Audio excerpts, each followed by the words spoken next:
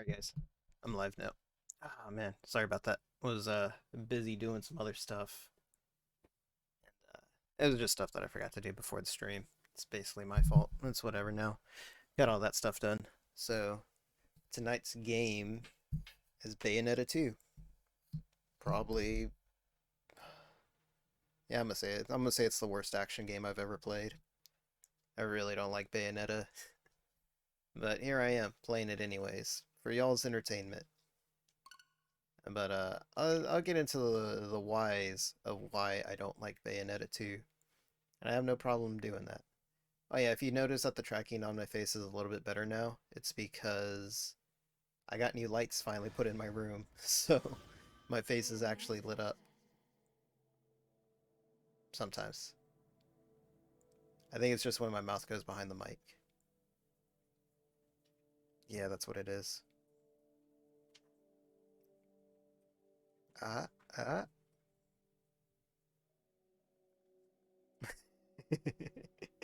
Oh man, I love that. It's funny. Alright, but anyways, uh, so my history with this game, I tried playing Bayonetta 1 like years ago back on the 360 and PS3, and I absolutely hated Bayonetta 1. It's a bad game. I don't care what anyone says, it's a shit game. It's all washed out and ugly. Stupid character design. I will say that Bayonetta 1 has the worst character design I've ever seen. It is greatly improved in Bayonetta 2. Bayonetta definitely looks a lot better with short hair, and John looks a lot better with long hair, and I'm really glad they did that inverse. We'll go ahead and just chapter select it, because I was playing a little bit of this last night just so I could get my bearings on it.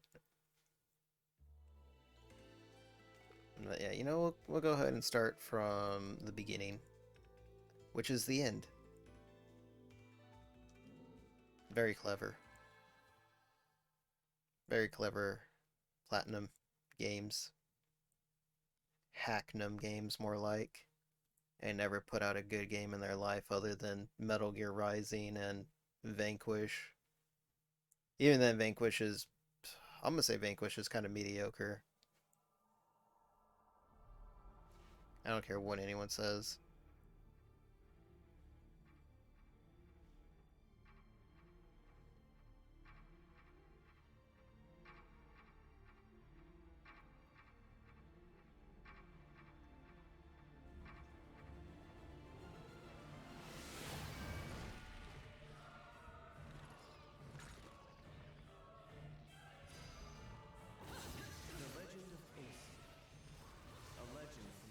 But yeah, Bayonetta 1 largely looked like this most of the entire game, and at least most of the game that I played. Because I did not play a lot of it. I really didn't like Bayonetta at all. Like, that first game is. I'm gonna say it's bad. I don't think it's a good game.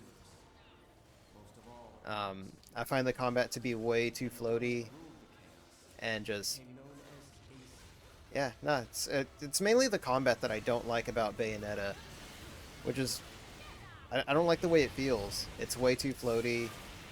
Um, Combos are literally just mashing X X X Y Y X Y X X X Y, or whatever, not X A X.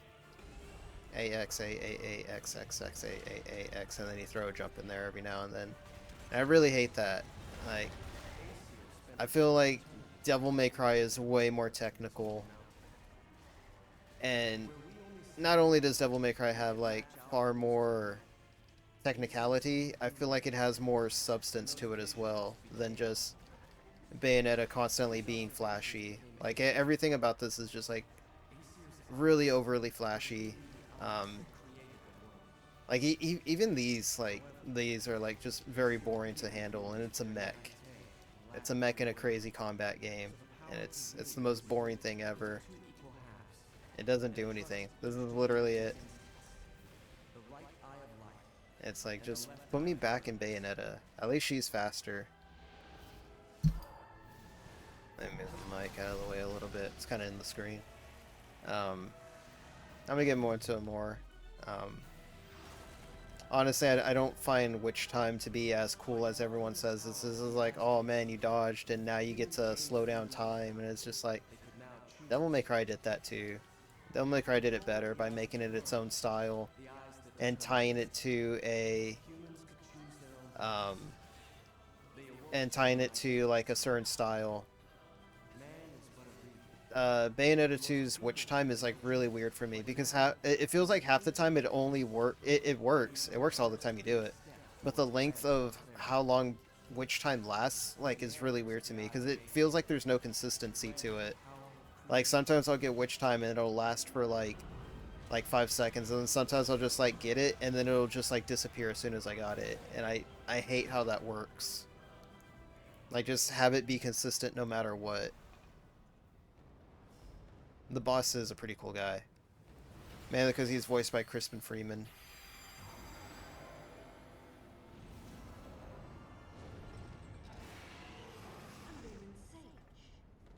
Cheeky. No one bothered telling me any of your kind survived.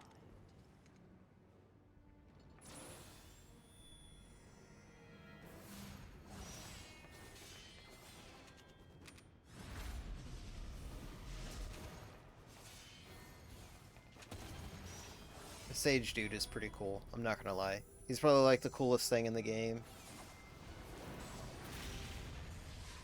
Well, at least you're the silent type. The last sage I met spent 20 minutes rambling on and on. Meta.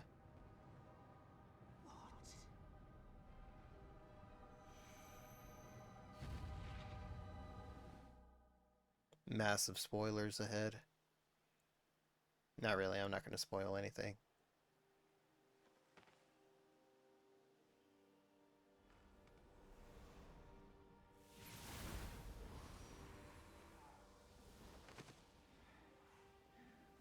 You will not escape this fate. We will perish together.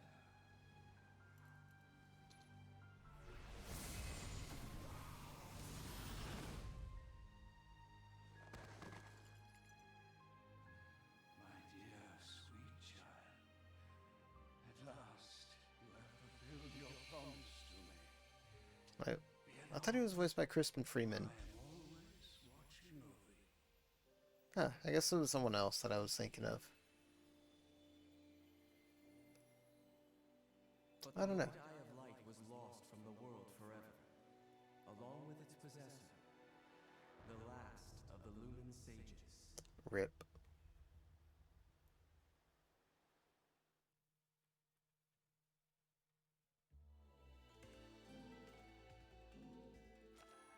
But yeah, I don't enjoy any of these characters in this. Yeah, look, like this is the combo. This is all the combos are. It's just X X X X B B B X X. It's so boring. And it's just like, but dude, Kamiya made Devil May Cry. It's like wrong. He made Devil May Cry 1. And they got lucky on Devil May Cry because they couldn't code it properly. Everyone knows Devil May Cry is supposed to be a Resident Evil 4. Was supposed to be the original Resident Evil 4. But what a lot of people don't talk about is how many bugs were involved in making that game. So the juggling, the gun juggle, where you could shoot an enemy and it would like bounce into the air, that was not something that was supposed to happen, and they had no idea how that happened, and they could never fix it, so they just decided to make it its own mechanic. It wasn't a design or anything like that, it was just a complete accident that it happened. And like that's basically become one of the staples of Devil May Cry, is like the gun juggling. But no, yeah, he made, you know, the first Devil May Cry, but it was Hideki. It was Itsuno. Itsuno, yeah. Itsuno was the one that just made Devil May Cry what it is today, and Kamiya is he's just been chasing that, and they're never as good. Like the games he's made are never as good as the game that Itsuno has made. I did that job for you. For free. Like, it shows in Bayonetta, it shows in the stupid Transformers game that he made. It shows in even Metal Gear Rising. Like, as much as I like Metal Gear Rising,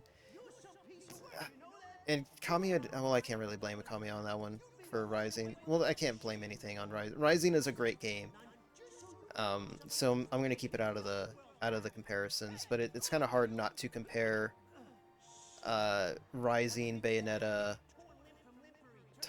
other games that they've made to like Devil May Cry. It's really hard not to. But where was I going with this again? I already forgot because there's like so much to unpack with what's going on, or with what happened with Devil May Cry and where it went from there. And the reason why Devil May Cry 3 ended up becoming as great as it was because Itsuno didn't want to be known as the guy that made Devil May Cry 2. He didn't even technically make Devil May Cry 2. There was a separate team already making Devil May Cry 2, and Itsuno got put on the project like 8 months before the game was supposed to come out. So I'm gonna give Itsuno the credit he deserves. He deserves all the credit for at least getting Devil May Cry 2 in a somewhat playable, presentable state. I wondered why it was so bad. Oh, Devil May Cry 2? Yeah, Devil May Cry 2 was in production, and the only thing they had done leading up to the 8 months that it was supposed to be released was the Stinger attack.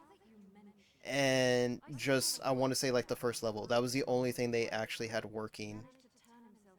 Itsuno came in at the last 8 months of production because they couldn't cancel Devil May Cry 2 at that point. They were too far into production, you know, quote-unquote production.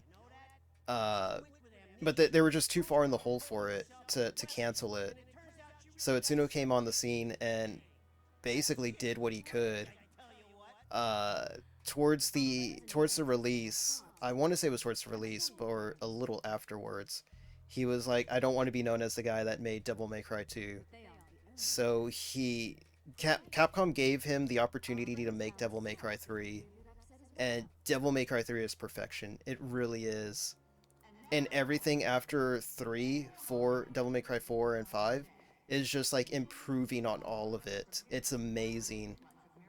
And even Devil May Cry 2, I give it I will give it its the benefit of the doubt, because Devil May Cry 2 introduces a lot of mechanics that you get seen put into these style of games now. I mean, even Devil May Cry 1 did a lot of that, but Devil May Cry 2 really brought a lot of stuff to the table, and I don't see anyone willing to admit that. They're just like, oh, Devil May Cry 2 is crap, and it's like, yeah, it is a bad game, but the amount of mechanics that they brought into that game is insane. It's where you get your, you know, you're shooting your guns in different directions. You get a better aerial combo system. You get your aerial rave. What else? There's a lot in there. I don't think the charge shot was in that one, but a lot of the staples that you see in Devil May Cry now came from that game. But off of Devil May Cry and back to Bayonetta, I do not like Bayonetta simply for the characters and the combat. I get what they're trying to do with Ezio and Rodin, Jean. Actually, Jean's the only character that I actually like in this game because she's used sparingly. So she doesn't get enough screen time to annoy me, but Ezio gets way too much screen time to the point that he just annoys me a lot. And I get what he is. He's a stupid mobster guy. He's a stupid Italian mobster, a big shot guy, or thinks that he's a big shot. He's really not. I forgot to turn off the standby for that. But yeah, I always equate Platinum games to being more flash over substance. They have a lot going on, and it doesn't happen a lot in this one, but, well, in this cutscene, I mean. But the other thing that I don't like about Platinum games is a lot of their games are plagued by QuickTime events. And I hated QuickTime events in Resident Evil 4. As much fun as they were at times, they really got annoying. especially with that 5-minute Krauser scene in Part 4. Bayonetta doesn't really have that, but they do have quick time events where it's just like mash whatever button. It's like mash whatever button and, you know, get the max combo.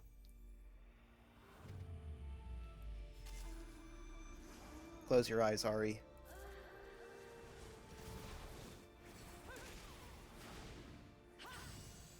Honestly, the only...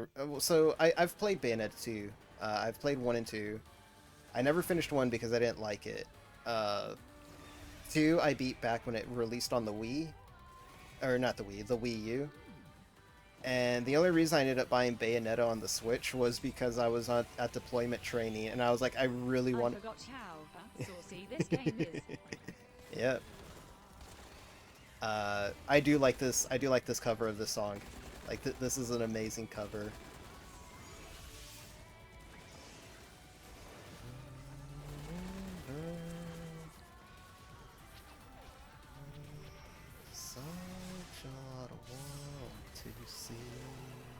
I do like this song. This is a really good song.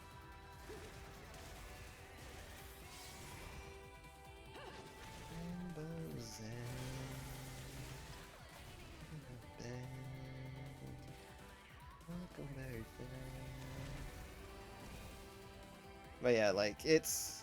Bayonetta 2 starts off with, like, a lot of flash. And it's... I don't know, I just don't like it. It's not that there's a lot going on, it's just... I feel like Devil May Cry opens up way better. And it opens up with, like, way more story going on than Bayonetta 2 does. Bayonetta 2 just, like, throws you straight into the action, but Devil May Cry actually kind of builds up, like, that first fight by bringing you a bunch of... Or at least Devil May Cry 3. I should compare... I should make comparisons. I feel like Devil May Cry 3, like, intro is way better. It's just Dante being cool. And then here it's just, you know, everyone gets a cool moment, and I don't know. It doesn't lead up to anything, at least for me. Like, this sets up like a joke that I don't even think it really pays off later. It's just like, what, you don't believe in Santa? And then there's a joke later where it's just like, well, I believe in Santa, and then he points at Rodan. But I don't know. I just don't like the way Bayonetta 2 starts off. But then again, I'm entirely biased towards the Devil May Cry series.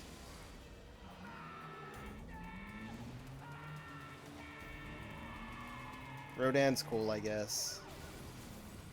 And John's cool. The Lumen Sage in this game is cool. But the Lumen Sage is basically a ripoff of Virgil. Who's... And I wasn't gonna say Virgil's a ripoff, but the Lumen Sage is a ripoff of Virgil. Who the Lumen Sage could also be considered a ripoff of Jean, since Jean was Virgil in Bayonetta 1. And the Jean Voss fight in Bayonetta 1 was pretty cool. It wasn't bad, but I don't know. Like I said, I never beat Bayonetta 1, so I never got past like that. Well, it's not that I never got past. I made it past that first fight. But I want to say I made it like maybe midway. I honestly don't remember. Like, Bayonetta 1 is a very forgettable game for me. Bayonetta 2 is still slightly better, though. I will admit that. I played this more than DMC, so I only really know the witch stories. Okay. I only played DMC 1 and I forgot it all. No. I mean, Devil May Cry 1, I don't want to say it's an outdated game, but it certainly shows its age.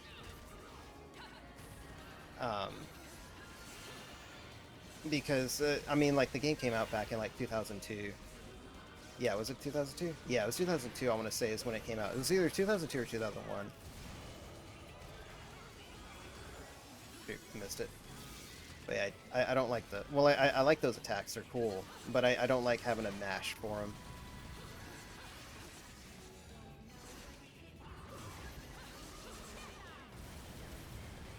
But yeah, I don't know, I just find Bayonetta a little too easy for me. In terms of combat, I find Devil May Cry to be way more technical, as well as having way more control over what you want to do. Yeah, there you go. Your quick time events, which I'm not really a fan of.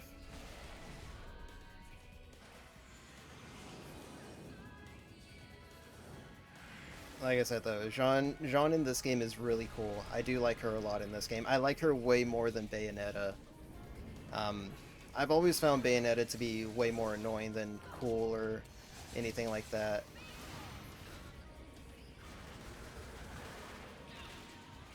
But I'm mainly playing this game for the night, and then after that, not tonight, but in the near future, I'm gonna be playing through all of like the Devil May Cry series, except DMC. I'm not gonna play DMC because if I play DMC, that means I'd actually have to buy it or legally acquire it somewhere. I'm not that invested to legally acquire DMC.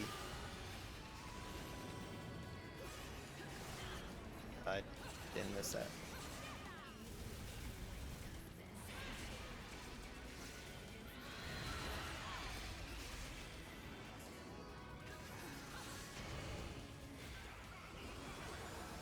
But yeah, another problem I have with Bayonetta is that it's the camera. I mean, Devil May Cry has the same issue. Devil May Cry will always have like that same camera control, or not even camera control issue, but just issue in general when it comes to like the camera and having multiple enemies on screen.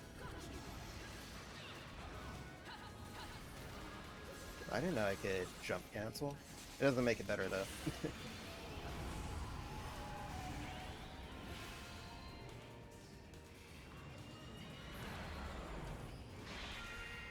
It's that same effect they used in Revengeance.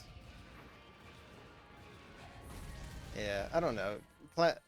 Honestly, I don't think Platinum's ever made a decent game other than Revengeance and what's it called? Revengeance and Vanquish. But like I said, I'm slightly more biased towards Devil May Cry because of my history with Devil May Cry. Like, I first played Devil May Cry back in like 2003 or something like that. And then I played Devil May Cry 2, and then a year later, Devil May Cry 3, or 2, and then 3 came out, like, in 2004. So, like, Devil May Cry just, like, kind of hits that, like, weird synopsis, or, like, oh my god. It's that weird thing in my brain where it's just, like, I associate it with my childhood now.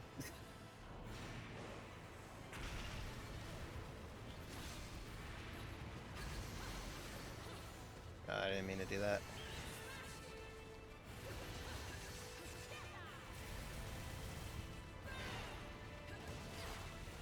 But the fact that they were able to fit all of this on a Wii U is actually pretty impressive, I'm not gonna lie. Like, it is pretty impressive that they were able to fit like all this flash on a Wii U console. And like still have it run at 60 FPS is pretty impressive, considering that like most consoles at that time could barely run at 60 FPS.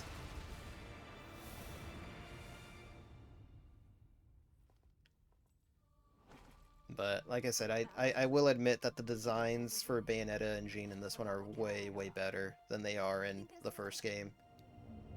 It's amazing what a little bit more color can do to your character design. It's not crisps without caviar. Let's finish this quickly then.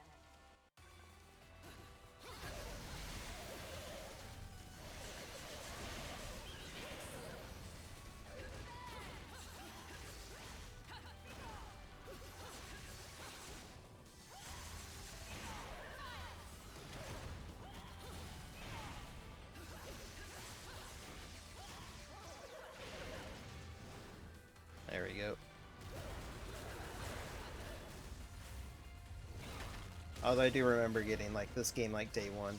I'm not gonna lie, I did buy Bayonetta 2 on the Wii U like day one, because I was like, you know what, maybe it'll be fun, and I did have fun with it. It is a mindless. To me, it's more of a mindless beat 'em up. There's not a lot that I actually have to think about, which I can say is basically the opposite of Devil May Cry. find like in Devil May Cry, I find myself having to not be tactical, but just be a little bit smarter with how I handle enemies. And this one, I feel like it's just I can just mindlessly beat them up until like, you know, the cutscene pops in, and then they tell you to mash X or A or something like that. And that's when it starts to turn me off, because I hate mashing. Oh, or Y.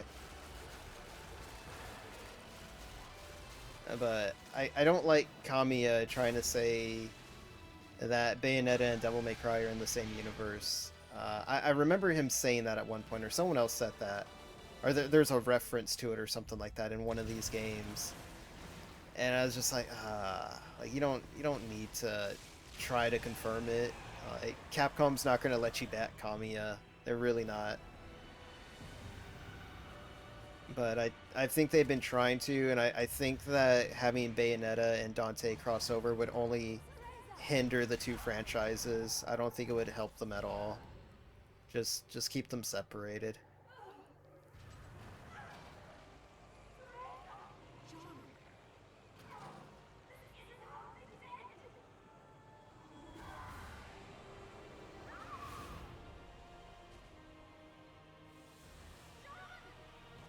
But then again, like I said, a lot of my, I don't want to call it hatred, but I guess bias for this game can also probably be, can also be part of the fact that I didn't finish the first game.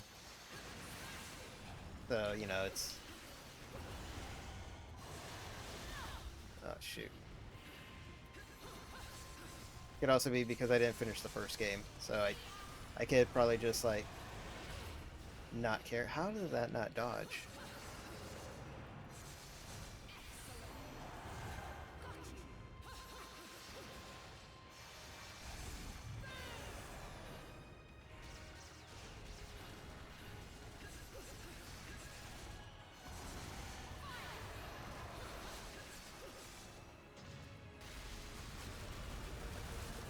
Put some of that mash.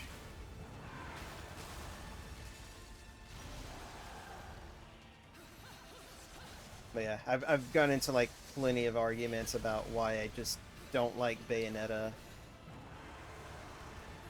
and they're never good arguments. I forgot I could just like shoot them. I always forget guns are a thing in this game.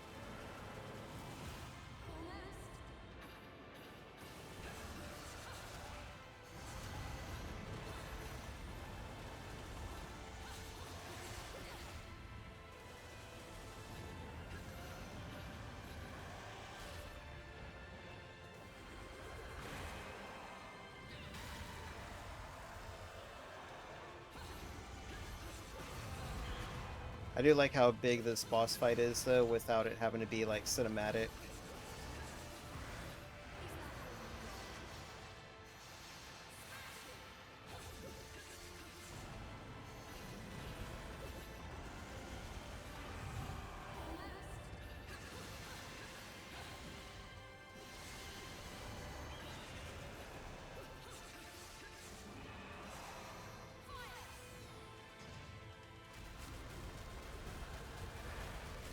Gotta mash. I ain't gonna lie, kinda hate mashing. I'm not as young as I used to be.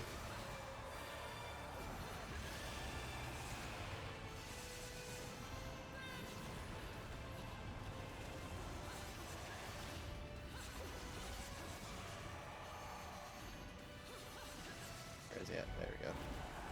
Alright, what's it gonna be? X or Y? I'm gonna bet X. It's an X mash.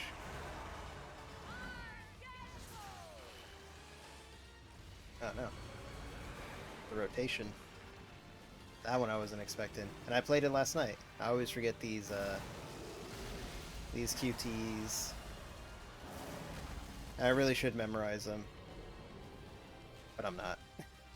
Like I said, I'm probably not even going to beat this game. I'm definitely going to get further. Actually, no, I probably will beat this game. I just don't know, like, when the next time it'll be on the rotation. Because, I'm gonna get as far as I can tonight with it, or at least as far as I can before midnight.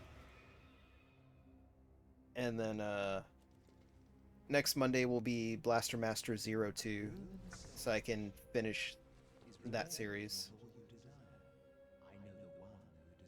Because I bought that series, like, I bought that trilogy like months ago, and I never got around to beating it.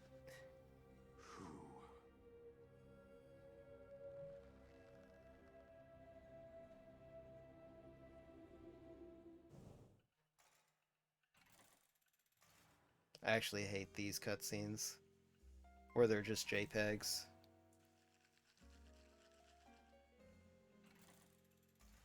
I mean, it's a good way to save money, I'm not gonna lie. It is what it is. Jean's gonna want that inferno suffering for eternity. Them's the breaks. RIP. I didn't ask you to tell me what I already know, Rodon. Especially if you're going to be flip about it. You know better than that. You're not the kind to let that sort of something go out of control, Bayonetta. Something's up. The balance of powers that keep things in check don't feel right, does it? You know, she's pretty hot for a dead chick. You wasn't a big fan of her shit when she was in the realm of the living. But looking at her now, nah, still not a fan. She's not dead, Enzo. She's right, Enzo. You're only really dead after your soul's been completely absorbed into another realm of the Trinity. But that's just a matter of time. Cause I don't see no way of saving a soul lost in hell. What about the gates?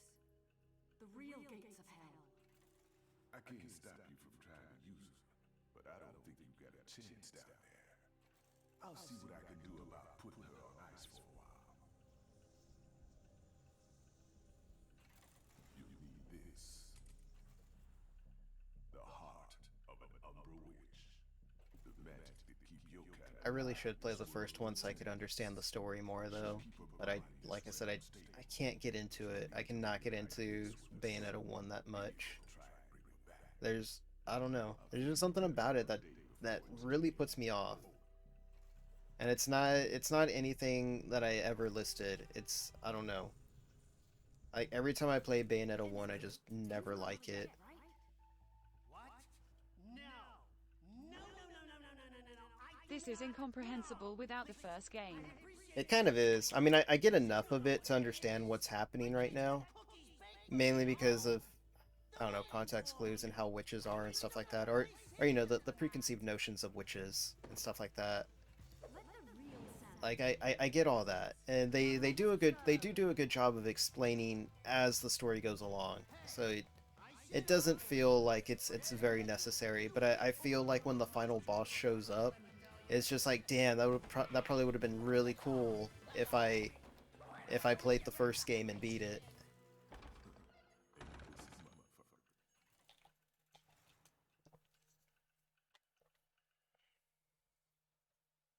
But yeah, a lot of the reason why I do own Bayonetta 2 is because I needed a Devil May Cry replacement while I was away at a deployment training, and all I had was my Switch. What an asshole. Look at that. Bronze, gold. I don't know. I don't even think that was silver. I think that was like a tin or something like that. Let's see, where are we at? Oh, here we go. Finally at chapter 1. You gotta go through like 2 prologues. Oh no, wait, oh, records of time. Just call it a prologue. It's 2 prologues before you can even get to the first chapter. Let's see, let's check the shop out. I do know, like, everything in this game is, like, ridiculously expensive, though. Diplomacy has failed. Thank goodness capitalism still has its place in hell. Based. Let's see, weapons. Nah, I don't need that. Accessories. Oof, everything's like 100,000. Why? I don't even know what they do. What does this do? Attack, which time will be instantly triggered, expending a magical power. Nah, I don't need it. Mallet of rewards. And yada yada yada. Be Oh, okay. When equipped, defeat enemies with torture text to have them drop more items and halos than usual. That's pretty good. Let's see. There was something that I was saving up for. I remember a while ago, or when I booted this game back up again, I was like, there's something that I do need. Amiibo support. I don't think I don't even have any amiibos. I don't buy amiibos. I buy like these like third-party cards that have amiibo data on them because I don't want to have like a bunch of amiibos like laying around on my desk. I already have 2 of them. No. I have a Samus one and I have a Fire Emblem one, and I think that's all I have, and that's all I want. I don't want to buy any more. What are these? Wait. Into a cough. These are costumes. Okay. That is the smartest way to do it, lol. Yeah. So I have like all the Monster Hunter amiibos, but they're all in like these little cards that you just like scan over your amiibo reader. So it's just you get all the benefits and stuff like that. Techniques. I mean, you don't really need techniques. They're all the same.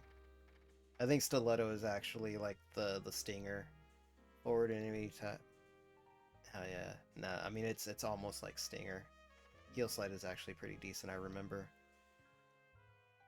While holding LZ and pushing forward. Yeah, this one's basically Stinger. I'm gonna buy it.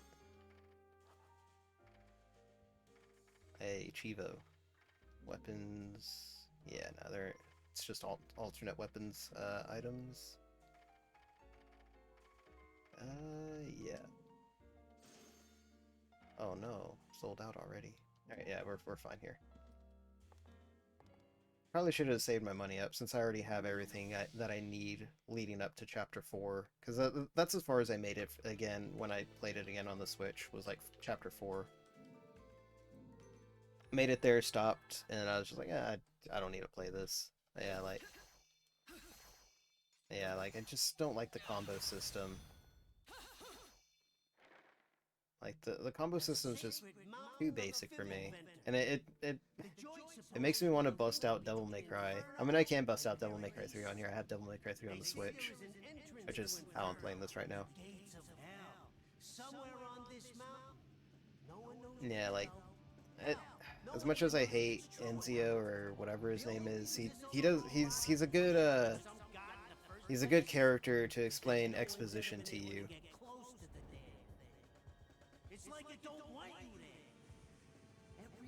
So it's like, oh, they're talking about the gates of hell, the real gates of hell, and then Ezio just comes out and he's just like, it's like, yeah, you know, over at the mountains, and then we go on this JoJo journey.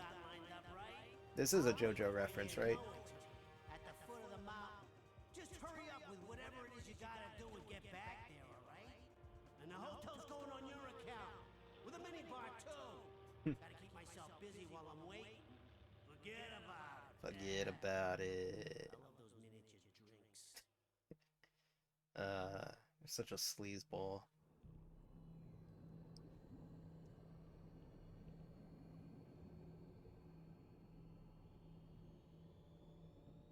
I already forgot who that character was. There's a lot that I forgot about this game. Like I said, the last time that I beat this game was when it first came out. I can't believe you, Enzo. I didn't know the in-flight service was exclusive to fat Italians. Man, the plane ain't free, you know. Italian. You owe Alex the kid for the charter. Ah, I get that reference. That's an old game.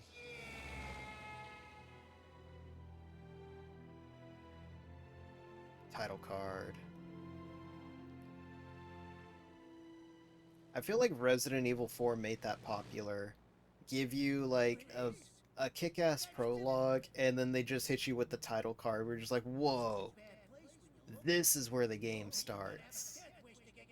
Because I don't remember any other game doing it prior to Resident Evil 4, where you go through the village and then you survive all the way up until the bell rings, and then Leon just walks out and is like, where'd everyone go? Bingo? And then like it just camera zooms out and then it just hits you with the title card and you're just like, whoa, that was the intro of the game. Now I get to play the real game. I don't know. I feel like I said, I feel like Resident Evil 4 did that, or popularized that, but I also feel like it's just something that happens in movies. The Friday the 13th remake does something similar, and Friday the 13th, like the remake or the reboot, whatever you want to call it, for Friday the 13th, is so good. It's a really good intro. It's basically a mini movie. Hey, it's Woozle.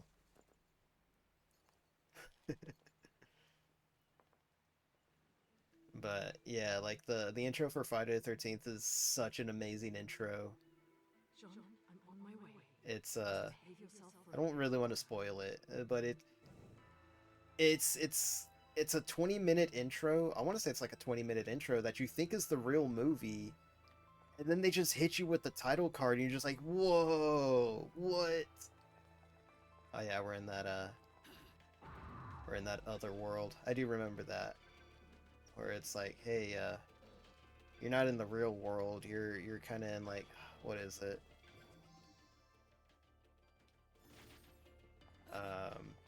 Shoot, I forget. It's like Purgatorio or something like that they call it. I think they call it.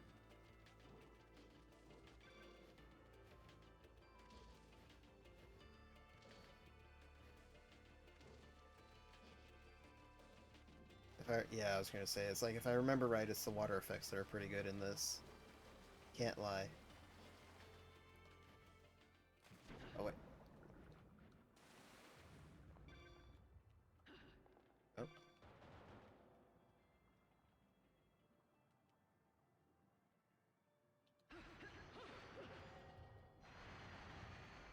There we go.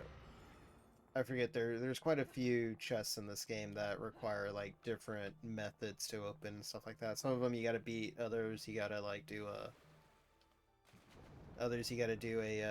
like a time, not a time thing, but you gotta time your dodge perfectly.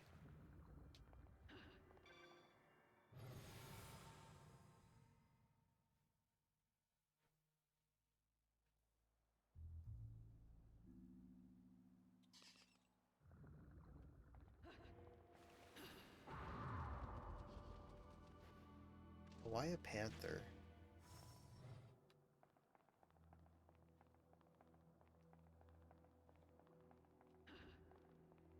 You can't do panther mode underwater.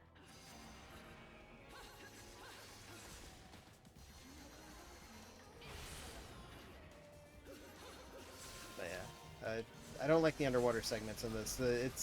It makes the combat feel like even more floaty. Not by much, but there is like some more float to it that I feel. Or I don't know, it's on the dodge, it's weird.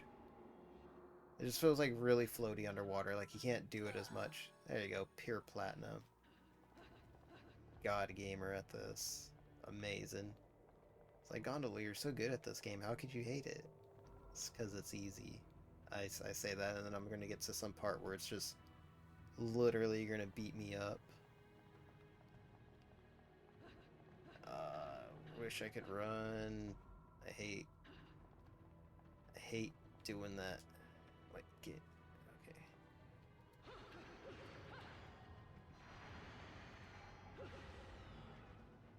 Oh no. It's something.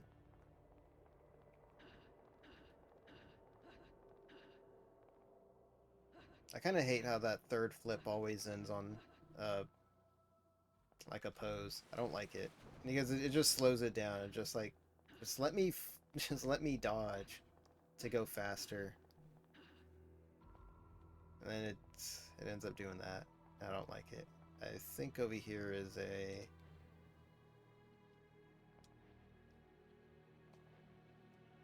Let's see, where is it? Yep, floaty. I forget what this is. I think it's to get something else. Oh no, it's this. It's a challenge thing. That's right. I remember some of these challenges actually being like really hard. You only deal damage during which time? Hey, I can do that. Oh yeah, but you got 2 minutes to do it.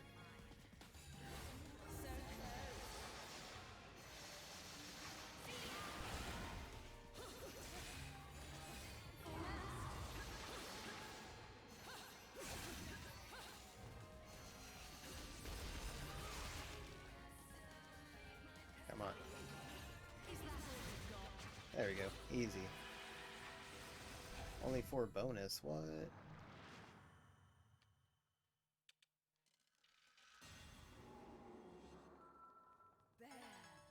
Look at all these pure platinums. Just amazing at this game. Form a moon pearl. Oh, it's just that thing. That's right. Anything else? No.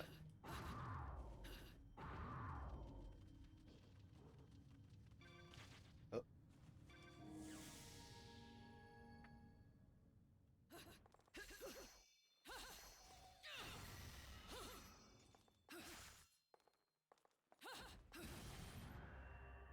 Alright, now I can get out of here.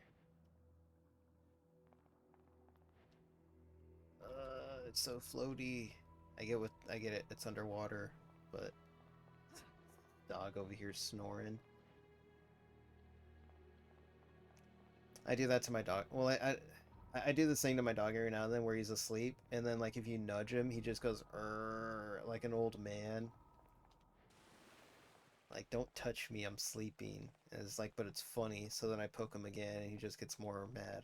No, he doesn't get mad. He just gets annoyed. I need to like record it one time. Or like he's just sleeping. Cranky. Yeah, he gets super cranky. He gets real fussy too if he doesn't get his water. Like there have been times where like I forgot to get him his water because I was busy doing other stuff, and then he'll like start throwing a tantrum. Like he'll anything that he can find, he'll just like start pawing at it. He usually does it to water bottles. Like if there's an empty water bottle laying around, he'll start pawing at it and like start throwing it around. And it's just like, dog, like you need to calm down. You're too old to be having temper tantrums right now. But there he is, having a temper tantrum. Oh wait, I went the wrong way. Shoot. Can I go back? Okay, I can't go back. Cool, cool. I don't want to go this way yet. I think this is just... Yeah, this just takes me back to Rodan. Okay, yeah, that was the right way. There we go. I don't remember what came out first, if it was Bayonetta 2 or DMC Devil May Cry. I feel like it was DMC Devil May Cry. But this whole thing kind of feels inspired by DMC. Or maybe DMC Devil May Cry ripped this off. I don't know. I'd have to look into it again.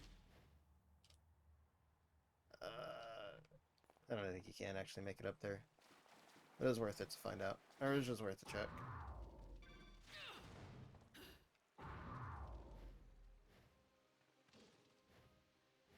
Oh yeah, here we go. No, there's a lot of stuff down here. There it is. Oh wait, first here.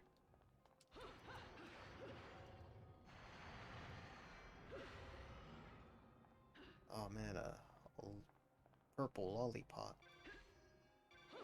Nope, let me in, let me in. Yes, let me in.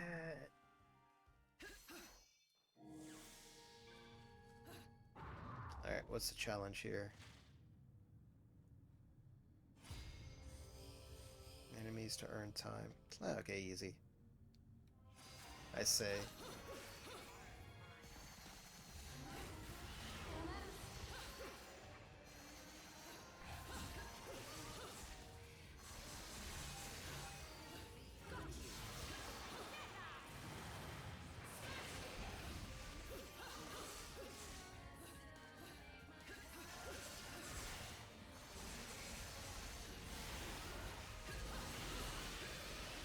There we go.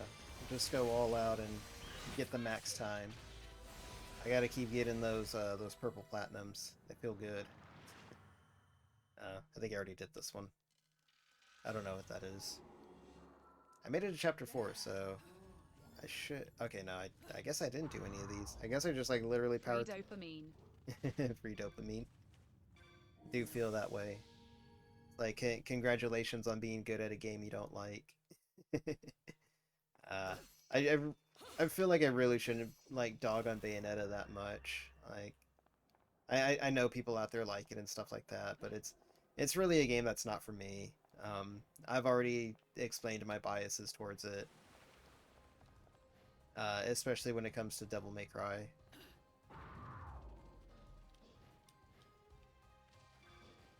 I mean, I do enjoy how colorful the game is, and it's something I kind of wish Devil May Cry 5 had or it did, um, because the RE engine, which a lot of people think means Resident Evil engine, it does not mean Resident Evil engine. It means Reach for the Moon or something like that. It's the weirdest thing because it's just RE engine, and you'd figure Resident Evil. It's like, no, it literally means Reach the Moon or something like that. It's the most insane thing I've ever heard of. But yeah, there's just something weird about the RE engine, where it mutes all the colors, and it does the same thing. Well, it doesn't really do it in Monster Hunter Rise. I guess I'll find out later when I pick it up. Monster Hunter Rise, I'm gonna be playing like basically all week. I'm gonna play it Wednesday, I'm gonna play it Thursday, and then I'm probably even gonna play it Friday. Oh, this is what it is.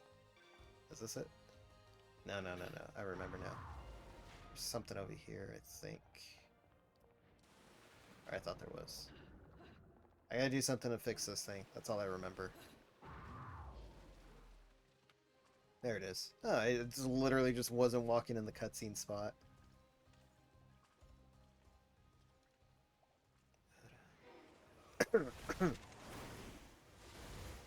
Sorry about that.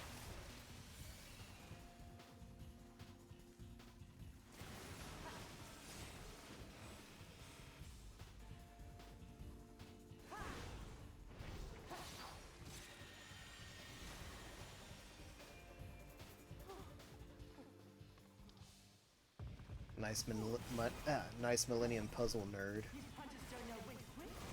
What I had to do to them.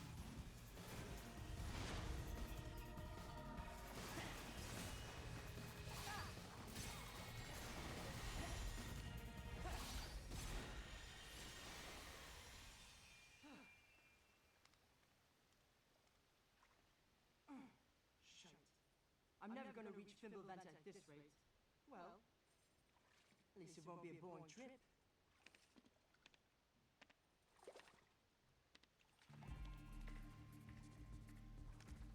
Huh? You can see me. You're putting on quite a show, little magician. Oh, you like that, huh? Wait till you see the climax. Get wrecked, kid.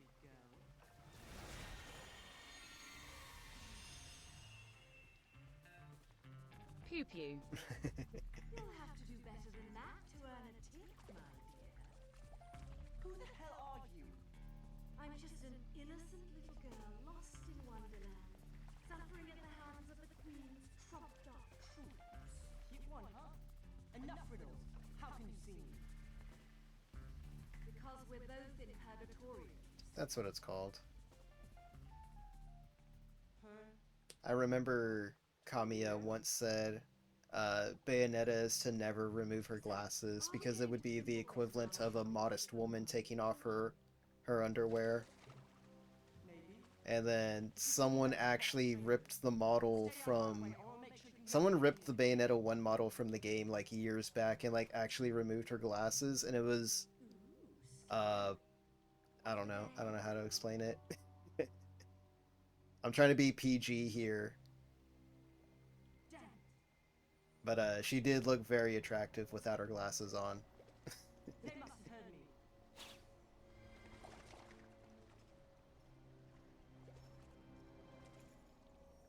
Lol.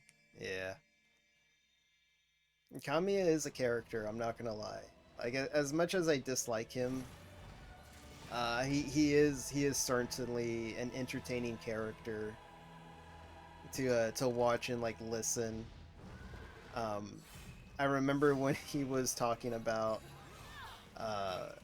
it was like an interview or something like that. I'm pretty sure he was talking about Bayonetta, But he was like, yeah, I wanted them to draw her in a pose like this, and then he just like assumes like this sexy lady pose, like during the interview, to explain like what he wanted done. It was like the funniest thing I'd ever seen. I'm pretty sure I have the GIF somewhere because of like how much it made me laugh.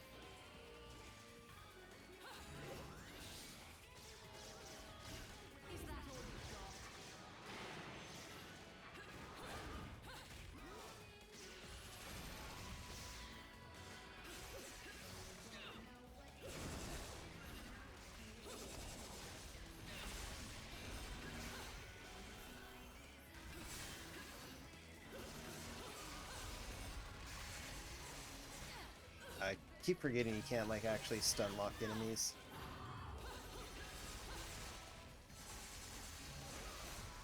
It's kind of like the one thing I don't really care much about the. I don't want to do those. Like, I keep forgetting that torture attacks always take out your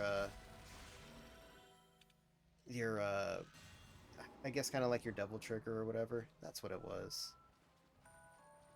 Yeah, gold. That's okay.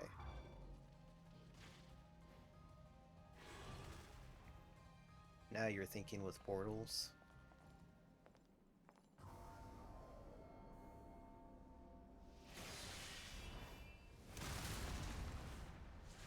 It's this dude again.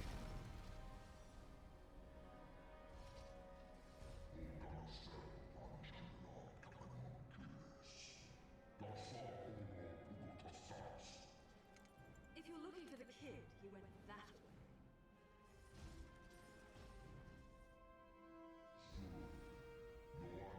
I do like the angel designs in this game, though. How they're more, I guess, kind of in line with what they look like biblically.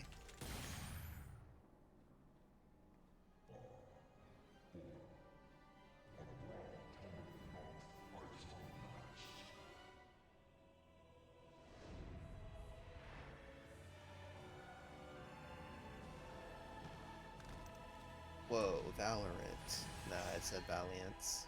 I'm afraid I don't have time to dance too long. A friend is waiting for me.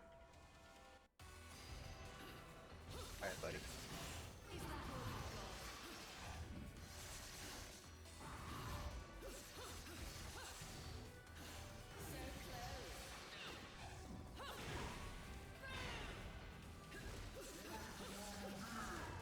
got? Oh, what? Just like... It's like... command grabs me while I'm in the middle of my combo. Oh, what? Is that all you've got?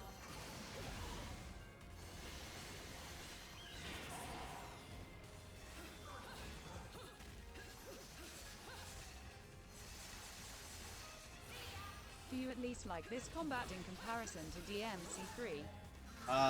No.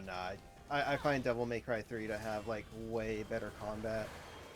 I don't know if you're around for it, but I talked about it, I talked about it in the prologue, where I liked, this feels more like I can shut my brain off and, like, just mash away. In Devil May Cry, I find myself, thinking more about space and, you know, how I can group enemies up for better damage and stuff like that. In this game, I don't know. I just feel like I'm constantly mashing, like I'm mashing in this cutscene.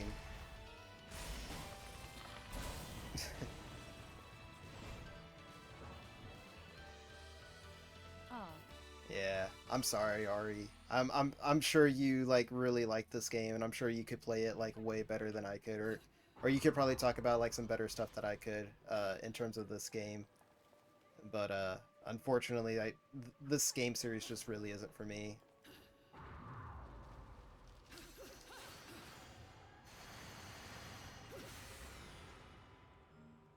Okay. Now let's see. What was this dude again? Oh wait, I think I know what I'm supposed to do. Kid, give me a second. Okay. Let's see. Oh, shoot. I do, but I respect your opinion. Aw. I might go back and play DMC 3.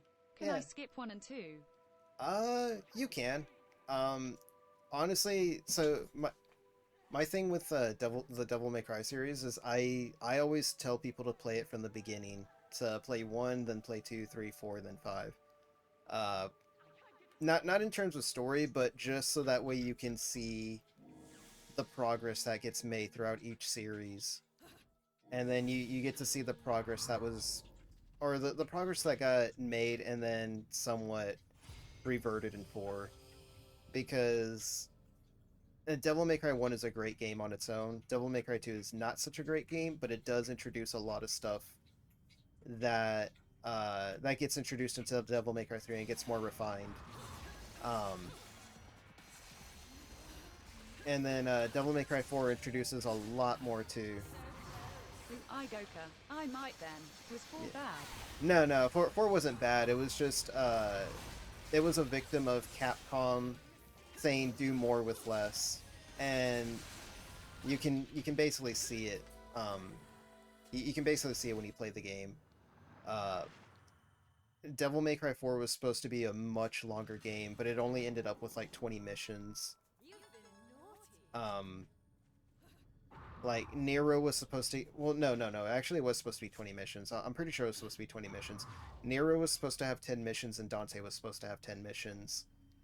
And Dante was supposed to get his own set of levels, but what ended up happening was you get to a point where you do the swap, and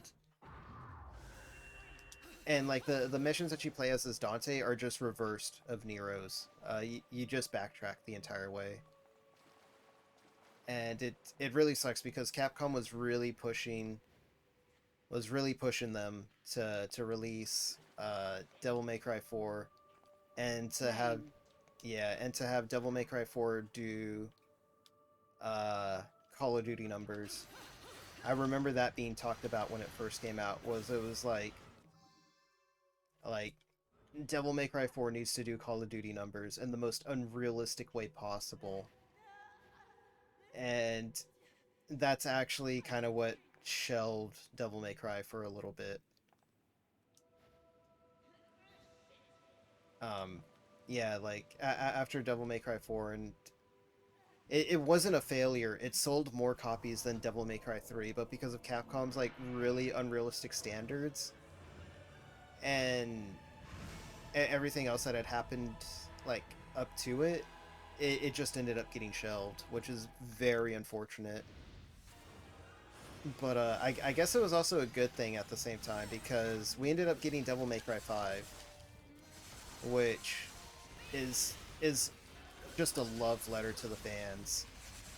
Like, it's why I tell people to play Devil May Cry in like the correct order, so that way you can see everything leading up to Devil May Cry 5, and just how they really put in a lot of work into each series, or like after each series, because as gutted as Devil May Cry 4 is, it's still a great game, and it plays so much better than 3. Well, I don't want to say it plays so much better than 3. They all play great in their own right. And it also helps if you look at it from a generational standpoint, too. Like I said, 2 improves off of 1 in certain ways. But it's mainly a bad game. 2 is mainly a bad game. But 3 improves so much on what 2 laid out. And then 4 improves upon that by adding a new character. And then 5 just improves on everything that the series put out. There's more weapons, there's callbacks to other weapons. Some of the callbacks to weapons that they bring back are just like drastically improved. It's insane how much improved they were. Because one of my favorite weapons in 3 gets reintroduced in 5 as like a completely new weapon. If you use it like just as its standard way, it just feels like the normal weapon that they had in 3. But like if you get really good with it, it just does so much more than it ever did in 3. When you describe it that way, then there is no way Bayonetta could compare, honestly. Yeah, but like also like I said, I am being a little unfair with it because Bayonetta 2 only has 2 games. There's a third one coming out, but honestly, it just comes down to Platinum Games themselves. They never do a lot that improves upon each previous game the way that Devil May Cry improved on each previous game. More or less, I feel like Bayonetta 2 plays more or less the same as Bayonetta 1. And I get the feeling with that with Bayonetta 3. I feel like it's just going to play more or less the same. Even to an extent, the Transformers Devastation game that they released, I feel like that is basically just Bayonetta reskinned as a Transformers game. It uses a lot of the same combos. It uses a lot of the... I don't want to say cinematography, but it just feels very similar. It has the same dial combo system, is what it's usually called. Where it's just, you know, like dial combos like that. Devil May Cry has far more... You know what, I'm probably literally just going to pop in Devil May Cry so I can explain it a little bit better. I'm pretty sure I hit a checkpoint here anyways. Yeah, I'm pretty sure I hit a checkpoint here. Alright, you know what, I'll probably explain it a little bit better after this one. Oh, here we go. After I get to the next checkpoint. So I guess this is literally going to turn into a comparison, which I wasn't trying to make it do like a direct comparison. I mainly just wanted to talk about it, but I guess I can show it after this boss fight.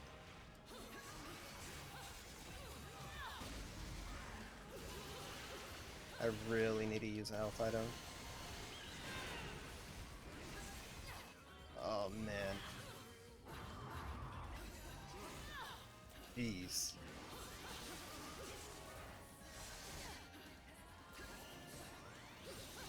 Okay, I didn't want to have to use a health item, but I'm literally getting my ass beat here now. There we go.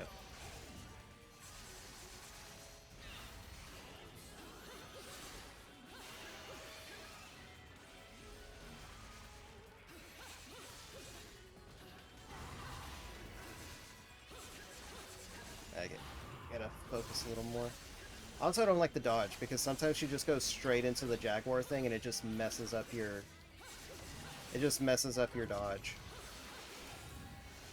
It's the one thing I don't like about that, about the dodge. It's a good dodge. It's not bad. It's just if you do it wrong, you end up going into the Jaguar and it really messes up. The Jaguar doesn't provide iframes or anything like that, so you just end up getting hit because you either held it like a frame too long or you ended up double tapping it or triple tapping it into Jaguar.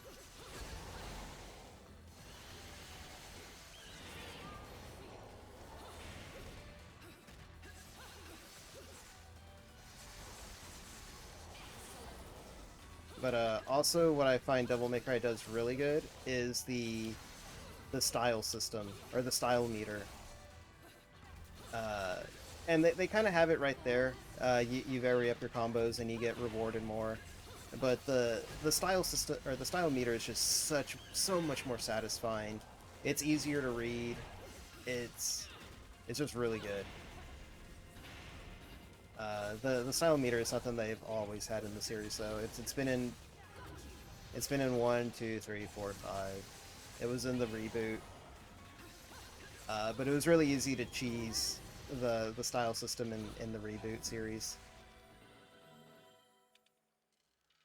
because the style system in the reboot series was based off of damage and not how often you used a combo. Let's see, I think there's a checkpoint through this way.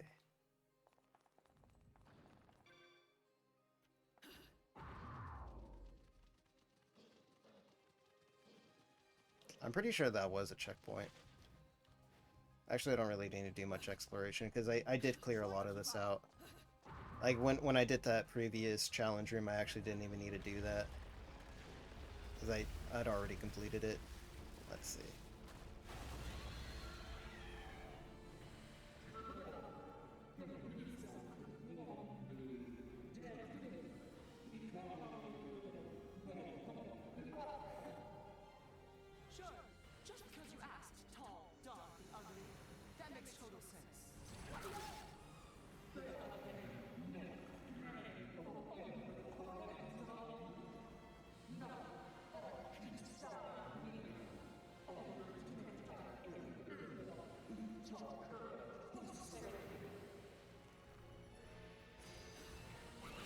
Oh shit. This is like a legit boss battle.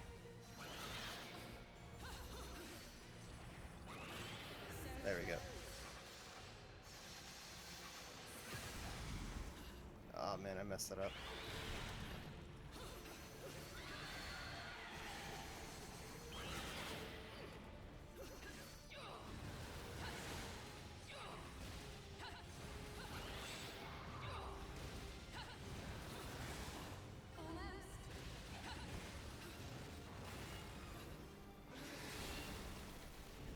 Can't see anything. Okay, you're not supposed to.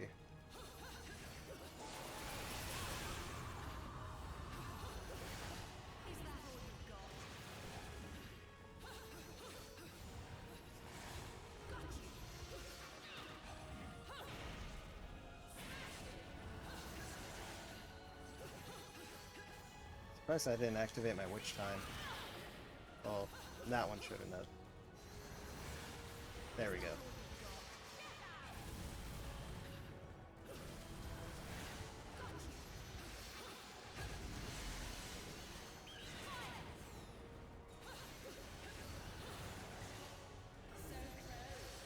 But yeah, even I find Metal Gear Rising to be a bit better of an action game, but there's also a lot more technical aspects to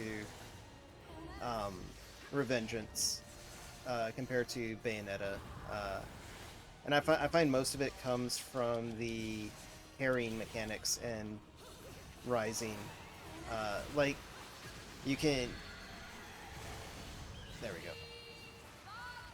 So like you can do a lot in Revengeance. Like you don't even have to be good at the parry. You just gotta be good at the blocking. You just gotta be good at the blocking, and that's all you really need. It's simple, but if you want to get really good at it, then you gotta learn how to parry properly, which is just blocking, but at the right moment, and then you get your parry. Otherwise, you're just blocking. I'd show you that one too, but I'm pretty sure I uninstalled Rising because of how much I played it. So, little one, what's all this sovereign business about? Not a clue, love. I shouldn't have drinking this Sprite.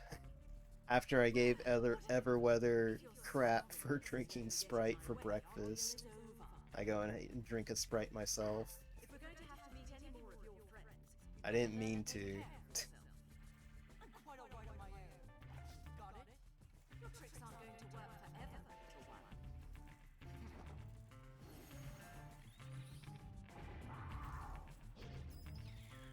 More tricks, little magician. Maybe you've got more to offer than I expected. For the time being, Oh. stay here and don't get frisky. That is the one. But like I've said before, I think the Lumen Sage in this game as a boss is really good. Like he's a really good boss battle, and I will say he's like one of my favorite ones. Give me a second. Dog barking at something.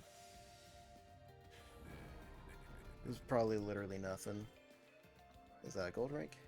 Heck yeah. Yeah, it's literally nothing. Look at all the... I missed like 3 fights. That's fine.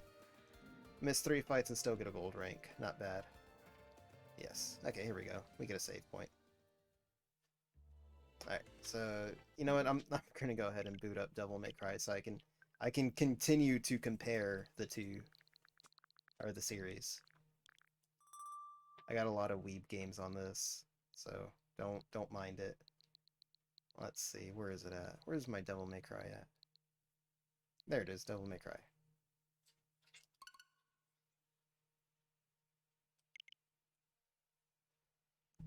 Let me change names. Or not names, game titles.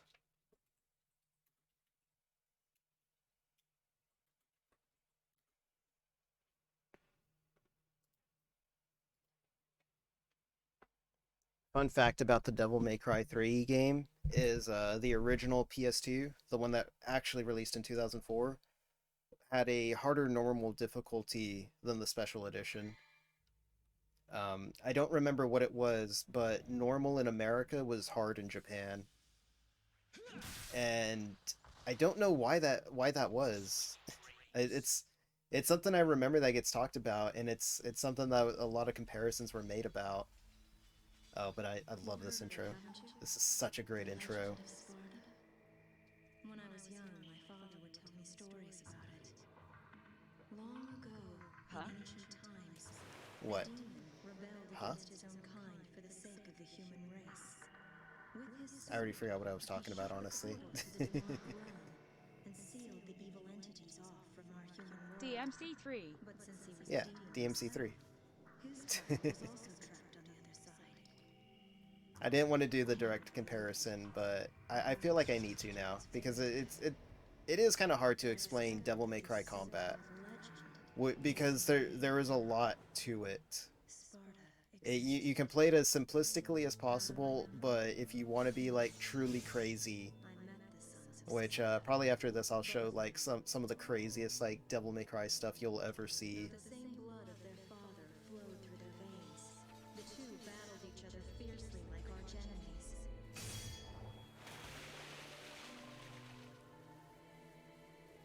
It seemed as if they derived some sort of twisted pleasure from this brotherly fighting. But yeah, Virgil will always be the coolest rival boss ever. Nothing will ever change that.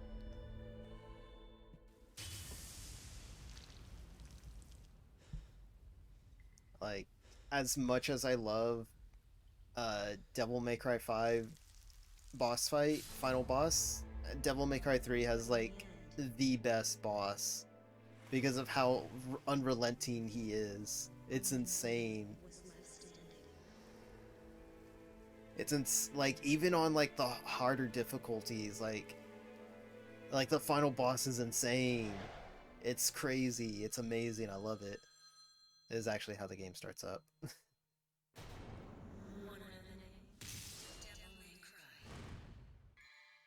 Alright, let's get into it. Let's get into it. We're just gonna load game.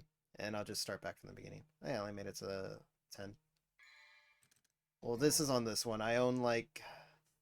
How many copies of Devil May Cry 3 do I own? I have the original one on the PS2, the special edition on PS2, the special edition on PS4, and the special edition on Switch. And then I'm probably going to end up with the PC version soon. I have way too many copies of Devil May Cry 3. Okay, here we go. So we're just going to jump right into it.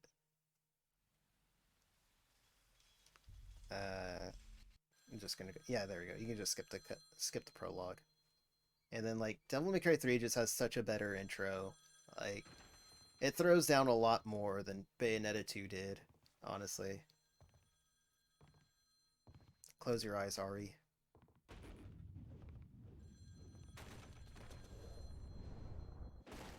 I remember thinking like I was about to age myself, being teenage me. I've already aged myself when I set the release of the game and that I got it day one.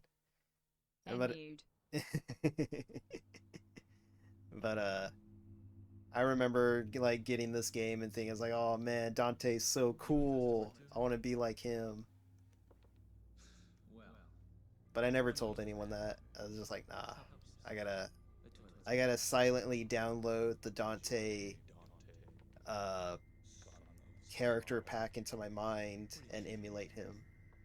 But I was never chuny enough to do something like that.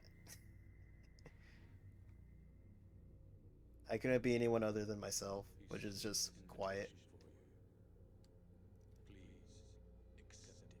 I do not like how dark this is, though. Date. Do it. Look how cool he is, and he does it with like he doesn't even need to do anything big. He just oozes coolness, where it's the complete opposite of Bayonetta, where it's just constant flash, flash, flash. But it's just like Dante just comes in. He's just like, you just know he's cool. He doesn't need to do anything.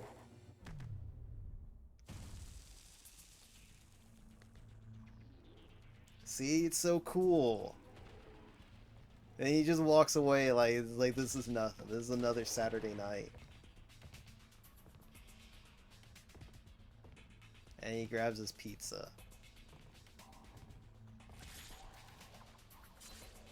This party's getting crazy. Let's rock. And it just turns out Dante's lame. The Devil May Cry anime is something special. Like, if you watch the Devil May Cry anime, do not expect what you see in the games. The anime is a slice of life that is more of a character study of Dante and how He's he's so destructive. Yeah, but he doesn't wreck a whole city, he just destroys his office like they do in Bayonetta. Look at that, he's just so cool.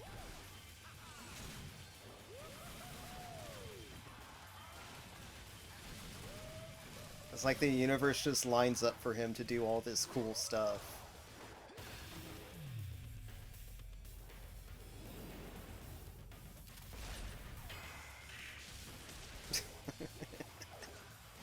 Oh man, this cutscene's still amazing after like, oh my god, 16, 18 years? Has it really been 18 years? No way it's been 18 years.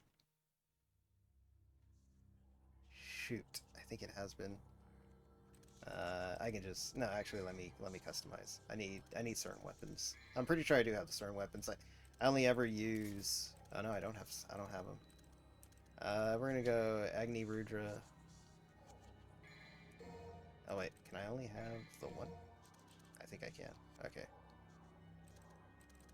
Oh, that's right, I remember now. This game takes a page out of Devil May Cry 5's book and lets you have all the weapons and all the styles like not at the get-go, but like it, yeah, like that.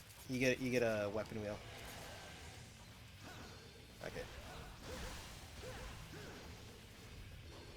It's just gonna take me a while because I'm mainly used to playing this with a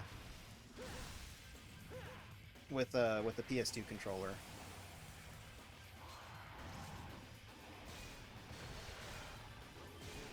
There you go. The style switcher.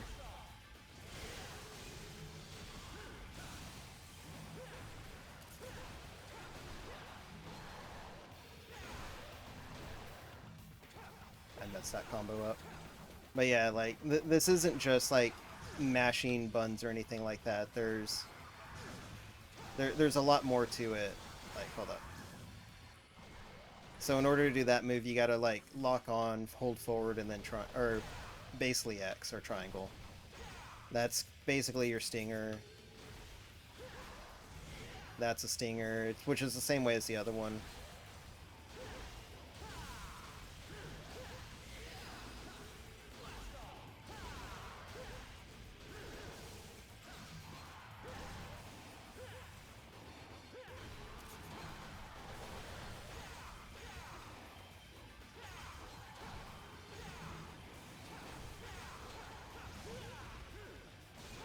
It has been a while since I've played a Devil May Cry game, I'm not gonna lie.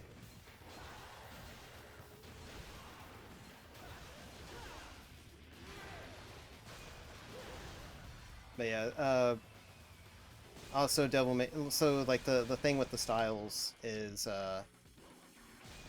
so with Trickster, that's basically your dodge. Yeah, but it's not as good. You gotta level it up more, which actually it's pretty close to being up to level 2. Which once you get like Trickster's the most OP style in this game. Like it's really good. Especially once you get it to, I want to say it's level 3.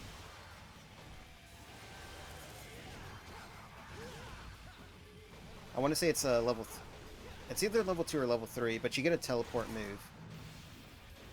You get a teleport move that just like instantly teleports you to the enemy that you want, or the enemy that you're aiming at, and it like all the way up until that teleportation, you just have nothing but iframes to just like get to him. Your dodges have iframes, like crazy iframes. I'll show it more in the next level. My pizza. Pizza just stayed there on the floor the whole time. And this dude just steps on it. What a shame.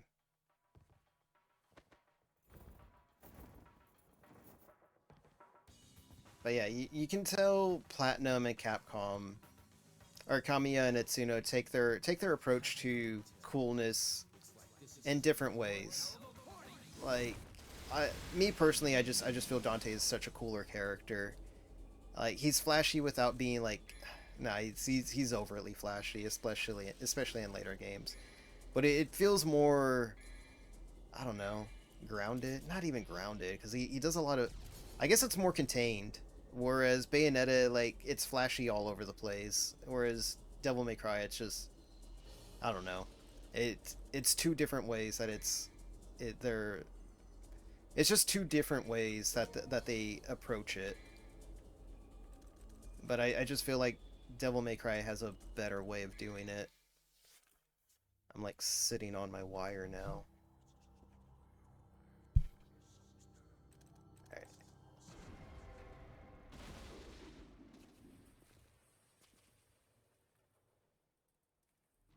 But I think it's because they're not afraid to make fun of their character, too. So it's like Dante did all that cool stuff, but then he lost his pizza. He did all that cool stuff, and then he ended up wrecking his own jukebox.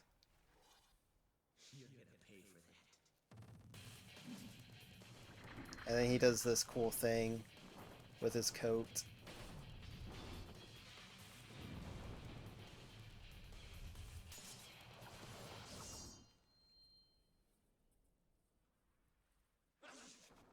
And then he sneezes. Congratulations, Dante, you're a nerd. Like, it really does feel like Capcom, or like, Itsuno's not afraid to make fun of his character. Oh, and you can see the one right there, or the two.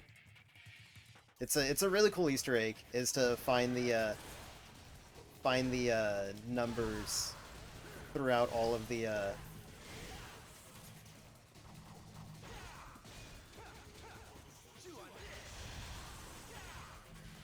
it's a really cool Easter egg to try to find all the numbers in all the cutscenes.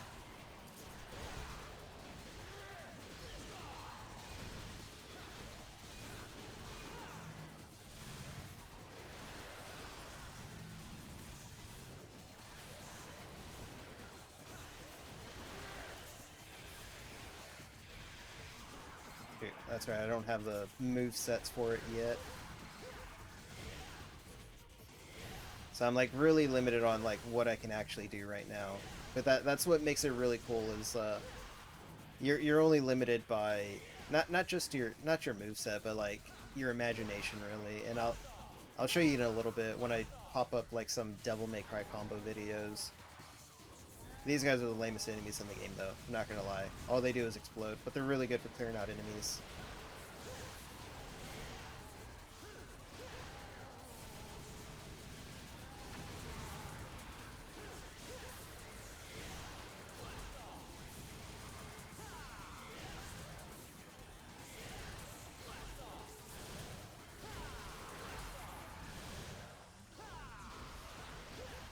What was it? Oh yeah, that's right, you gotta mash it.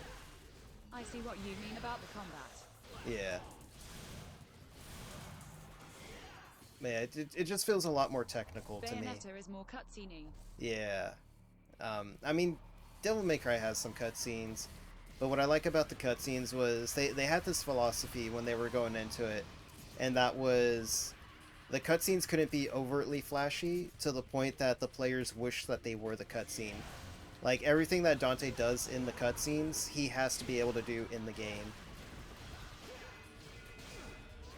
Ah, shoot, hold up. I gotta... No. I'm trying to, like, time this thing. I used to be able to time, like, that thing all the way. Yeah, I used to be able to time that perfectly, but it's weird with the Switch controller. There we go. Got it. But I wasn't paying attention. There we go. Easy fight, though. But that's because I have a lot of power-ups at this point. I have a lot of power-ups and I have a lot of health. He's like... Nice. Yeah. But, oh man, like on your first try, he is actually a legit hard fight to get through. He is your filter. And it's really cool because, like, here's Virgil. I'm literally spoiling it right now. I don't know, they didn't...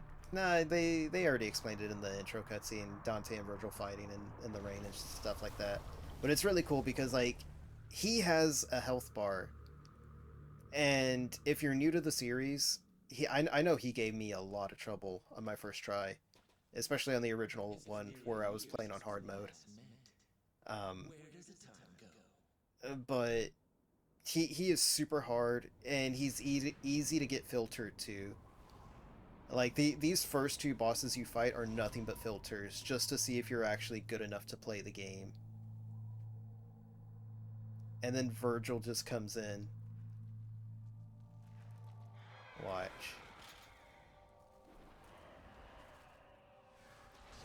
I'm getting a little ahead of myself, but it's because, like, Virgil is so cool. He's the coolest guy in the game. He's cooler than Dante. No doubt you've got some fun planned for me, right, Virgil? But this combat is no way indicative of DMC 1 combat. DMC 1 combat is very... I don't want to say archaic. It's still good, but it's very unrefined. And like I said, 2 introduces some ideas, and then 3 refines those ideas. And then from 3, we just get, 4 and 5. Like, the best that they have to offer. Except for DMC Devil May Cry, the remake. But I love this series. It's my favorite. It's my... I don't even know what you call it. I should be playing this on the PS4. Alright, let's see the next one. Oh yeah, here it is. But like... Is the remake not a part of the series? No, the remake is like a complete reboot of the series that they completely abandoned. So a lot of the blame they put onto Meme and... what is it, Team Ninja? Or Ninja Theory? I don't remember. There's 2 game developers. One's Japan and the other one's like Europe or something like that. European. I want to say it's Team... No, it's not Team Ninja. I'm pretty sure Team Ninja is Ninja Gaiden. I need to look this up now because it's actually gonna... It's actually gonna drive me mad. DMC Devil May Cry. Let's see. So DMC Devil May Cry was done by... jeez. Developer Ninja Theory, that's right. Ninja Theory. Team Ninja was Ninja Gaiden. Ninja Theory is DMC Devil May Cry and a bunch of other games. But yeah, here's that boss fight. And then... watch.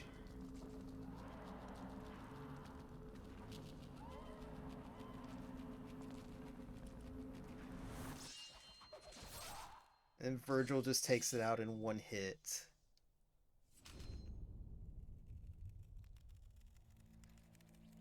It's like, Virgil, calm down. No chill. But yeah, a lot of what happened with Ninja Theory, a lot of people put on... Or a lot of what happened with DMC... A lot of people put the blame on Ninja Theory and Tamim. Tamim was the guy that made that was basically the head of that project. Originally they wanted to be more faithful. I only know Virgil from MVC3 lol. Okay. Virgil's so OP in that game. It's insane. I love it. But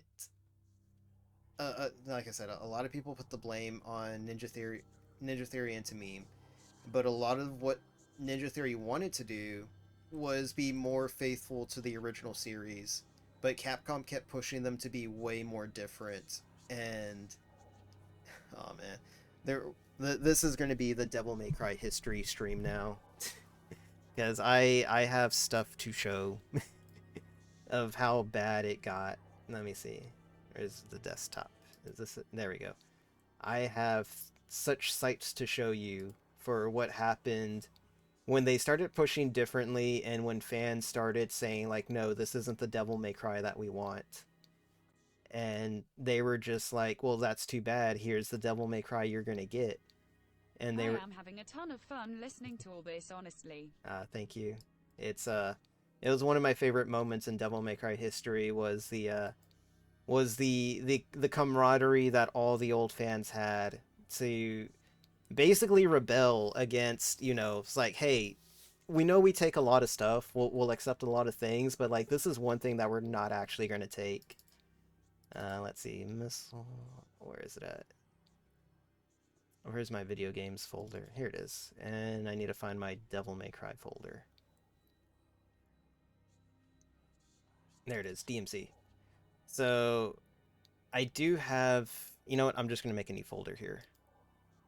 And because they're all right here, but I don't want to, like, throw up a lot of stuff. Or I don't want to have to, like, go through a lot of Devil May Cry memes to get to what I need. Is this it? Yeah, this is it. So this is going to be like a lot of image macros and a lot of memes in general of Devil May Cry. Yeah, here we go. So not only does this like extend to Devil May Cry, but it goes back to another game that they made. I think it was like Odyssey of the East or something like that. Let's see. Then pretty sure there's more. No, that's not it. Yeah, here we go. And then, like, this is a huge history that's, like, all coming back to me. It really is. I can't show that image. Not that it's not safe for work, but it's got some words in it that I cannot show. Let's see. Okay, yeah. So I want to say that's it. If that's not it... Oh, yeah, here we go, here we go. You're probably already seeing them on the thumbnail. Let me move this closer so I don't have to, like, swing all the way. Because I'm using, like, 2 monitors right now. Let's see. I think that's it.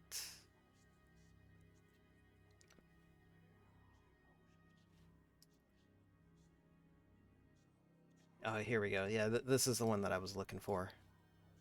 This one had, like, the sales number in it. And this one also had sales numbers in it, too.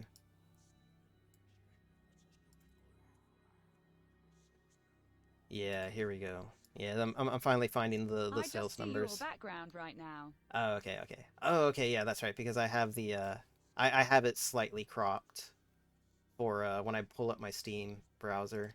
So that way it only fits that. And I try not to dox my name on it. Not that it means anything. Anyone can add me on Steam, if you can catch the name fast enough. There was also a Devil May Cry comic.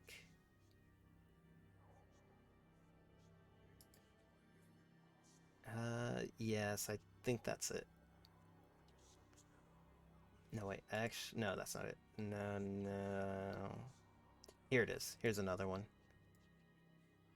So, when Capcom started pushing them to be more different, they started to pump out these things. They had an entire presentation about what Devil May Cry is for their series, or what Devil May Cry is going to be for them, and they made a lot of weird comparisons, to say the least, about what Devil May Cry is and what Dante is and what Dante is not.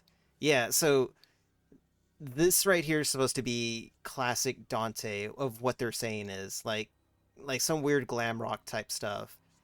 And like their version of Dante is Elvis, which was farthest from the truth.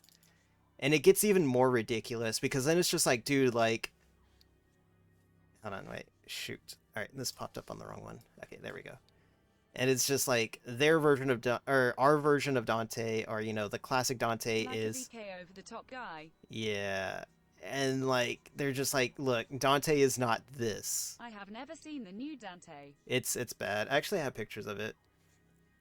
I'll probably even play the original trailer, because honestly, like when I saw the original trailer, I wasn't mad about it. I was like, you know what, this looks different. This looks cool. I could probably get down with it. Um, I just want a new Devil May Cry. As long as it plays like the old one, like I'll be fine. And then it didn't play like the old one, and it was so much worse. But Lol, this is so funny. Why yeah, would they do this? I don't. But oh, it gets worse. It gets so much worse. Like, look at that. Like they're going so off they're going so off the rails with it. And like this is real. This next image that I show is legit 100% real. And it is ridiculous. And they were just like, Dante is a gay cowboy. And it's just like, no, you can't do that. But this was like back in like 2000 and like what, 11, I want to say.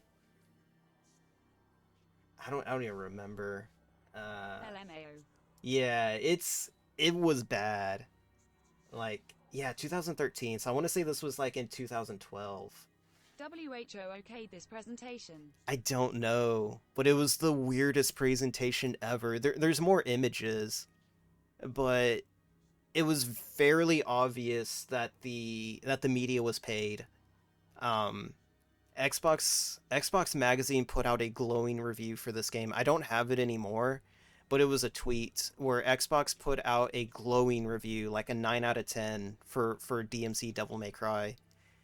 And they were just like, "Ha, the game's not even out yet, guys." Or one of the guys, I want to say it was to me, and said like, "Hey guys, like, you probably reviewed the wrong game. Our game's not out yet." And I want to say it came out like the review came out an entire week early.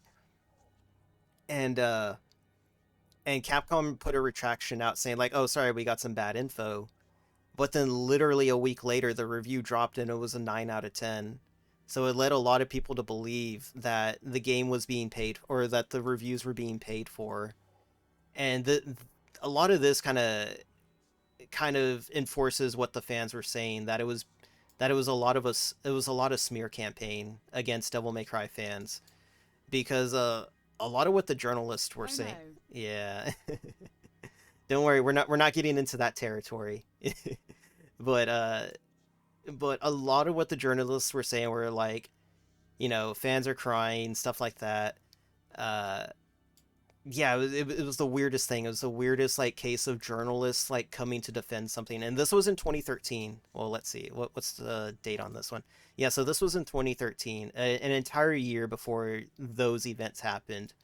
But if you go through and you actually read what a lot of the fans were saying, they were very well worded. But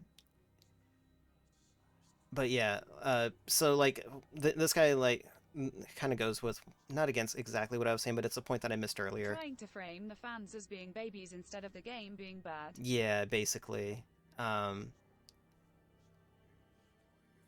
Yeah, so like he even points out here, had Brad played any of the other Devil May Cry series, he would know this. He would know that the controls have been simplified, which they were. They were drastically simplified. It played more like the original God of War trilogy, where the dodge button was mapped to the right analog stick, I want to say. If I remember properly, I only ever really played the demo, and then when the PC version came out, I managed to legally acquire it for a day before I felt ripped off. So I only played it for like a few minutes. I only played it past the first boss. But yeah, the fans go into, unnecessary elemental systems, which was something that was in the game. It was never in any of the other. I mean, it was in the previous Devil May Cry games, but it wasn't as bad as DMC had it, where it had blue and red weapons, where they would, you had to use angel weapons on angelic enemies, and you had to use demon weapons on demon enemies. But the thing is like all the demon weapons were super slow, and all the angel weapons were really fast but did very little damage, making some of those fights not impossible, but just a real chore to get through. It was true there were fewer enemies and that the enemies were a lot slower. fewer moves and strategies was one of the biggest things about DMC. Um, like there just wasn't as a wide a range of moves as like previous Devil May Cry, or at least compared to Devil May Cry 4. Um, but yeah, like you can see some of these posts just like going into the technical aspects of it, and it's crazy. And but then like you just get the journalist saying Devil May Cry is a video game. You're throwing a hissy fit because a character in a spin-off video game has different backstory and hair color, and that's all they ever boiled it down to, was just like the fans were complaining about the hair color. But like the thing is like this was never supposed to be a spin-off game. Like this was going to be the new canon for Devil May Cry. And a lot of people didn't like that because Devil May Cry 4 just ended on a cliff. It doesn't end on a cliffhanger, but it ends with so much more that they could do. And like Devil May Cry 5 proved that they could do so much more. Um, let's see. And then you get into like some of the original character designs for Dante, where it's very obvious like that they were traced. Actually, I should have shown this image first. This was one that I forgot. But yeah, like you do the comparison, because I remember seeing some of these. I was like, yo, like a lot of these look super familiar. Like honestly, I was gonna say this one's probably The Witcher, like The Witcher 2 cover, rather than Mass Effect. But yeah, there's that one, and this one looks super familiar. The middle one, I just don't know where it's from. But like this was one of the things that people were complaining about, was like the obvious like tracing of art and stuff like that, which I'm not going to fault it for that. It's honestly the least offensive thing that they did for this series.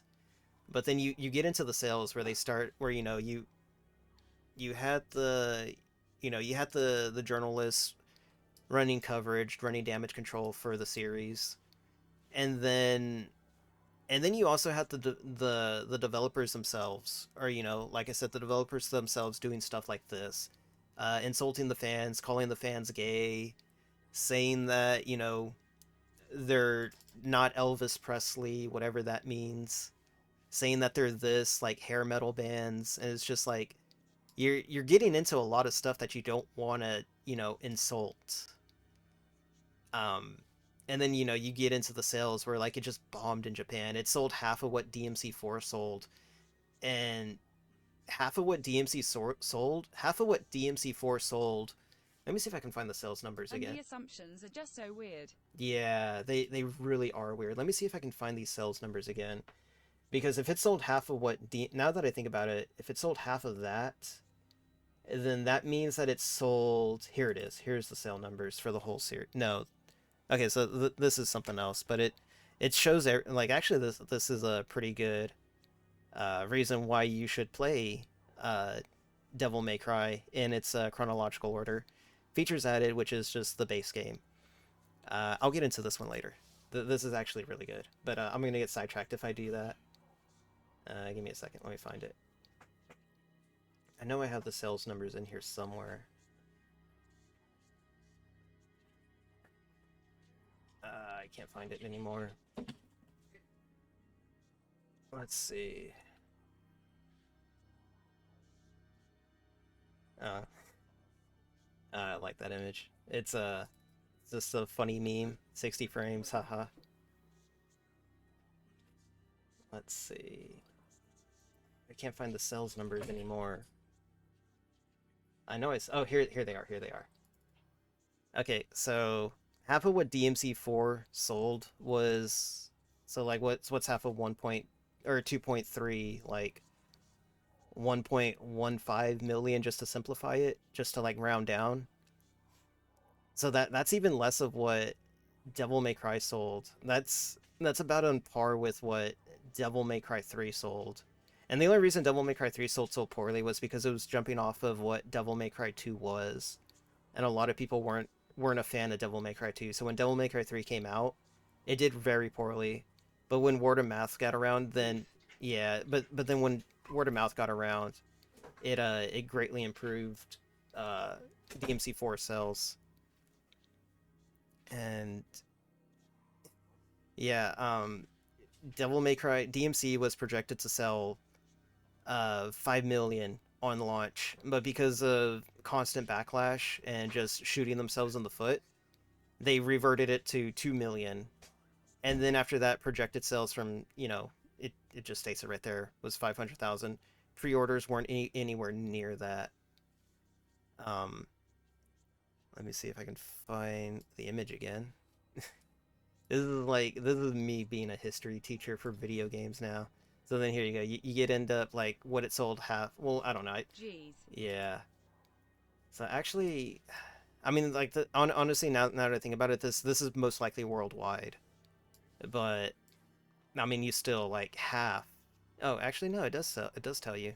DMC4 sold 205,000 on PS3 and 40,000 on Xbox 360 in its debut week, for a total of 245,000 copies. So they're saying that Devil May Cry 4 sold half of that, which DMC4 selling 115,000 copies and 5,857 copies on PS3 and Xbox 360, placing it first and 17th place. Oh, okay. But yeah, on top of all of this, the reason why it also sold so poorly too was because I don't have the images anymore, but there was a marketing campaign by the fans to grit because Devil May Cry the HD trilogy had released about a month prior to the series to the reboot.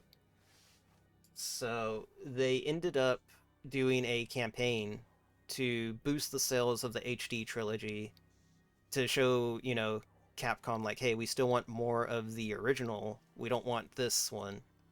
And I remember seeing the sales on Amazon, and the sales were insane. Like Devil May Cry the HD trilogy jumped up to, I want to say, the top 10. Yeah, it was in the top 10 for a good solid while DMC was like still just coming out. And then yeah, that's the whole story of how it flopped and failed. Actually, I'm going to show the Ooh. yeah, oof indeed. Let me see. Where is my YouTube? Here we go. So let's close this out. That. Oh yeah, here we go. Edition bomb. Oh, Wait, which one was this? Oh, I think this was when they re-released it. Yeah, this was when they re-released it on PS4 and I knew Xbox it One. was a well-loved series, so I figured that the remake would be popular. No, it was. I had no idea it was so poorly managed. Yeah, it was very poorly managed on Capcom and Ninja Theory's part. But yeah, like Lol, why did they re-release a failed game? because they were still trying to push DMC to the fans, but no one was having it, and like you can see the sales numbers, like around four, like not even like 5,000, not even 4,000 here. But it was bad. It was a catastrophe of a series. Some people will bring up like sales numbers, like back when you used to be able to see Steam sales, or not Steam sales, but how many people owned copies of a game on Steam. I think it was like Steam. It wasn't Steam charts. It was something similar to it though. But you could see how many people own that copy or own that game. But Steam started blocking off analytics, so you couldn't see it anymore. But it did show that a lot of people owned Devil May Cry or DMC. But what it didn't tell you was that a lot of those copies came from Humble Bundles. Because anytime Capcom ever did a Humble Bundle, it was always paired with like Devil May Cry at the lowest tier to boost sales numbers. But it never really worked out, unfortunately. Well, I guess fortunately, because then we never would have gotten Devil May Cry. Let's see. No, that wasn't going to dox anything. There we go. This might dox something. I don't know. It gives me weird stuff. Let's see. Oh no. Let me switch accounts. There we go. So, DMC.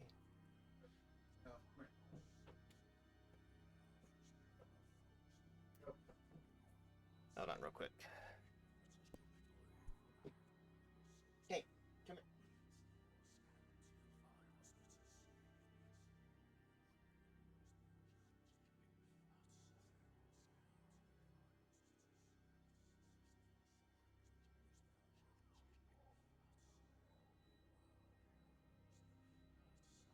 Sorry about that. Dog snuck out of his leash. But oh yeah, I remember this. She did do a pretty good breakdown of the series. Probably much more than I can. Oh yeah, I was looking for the original trailer.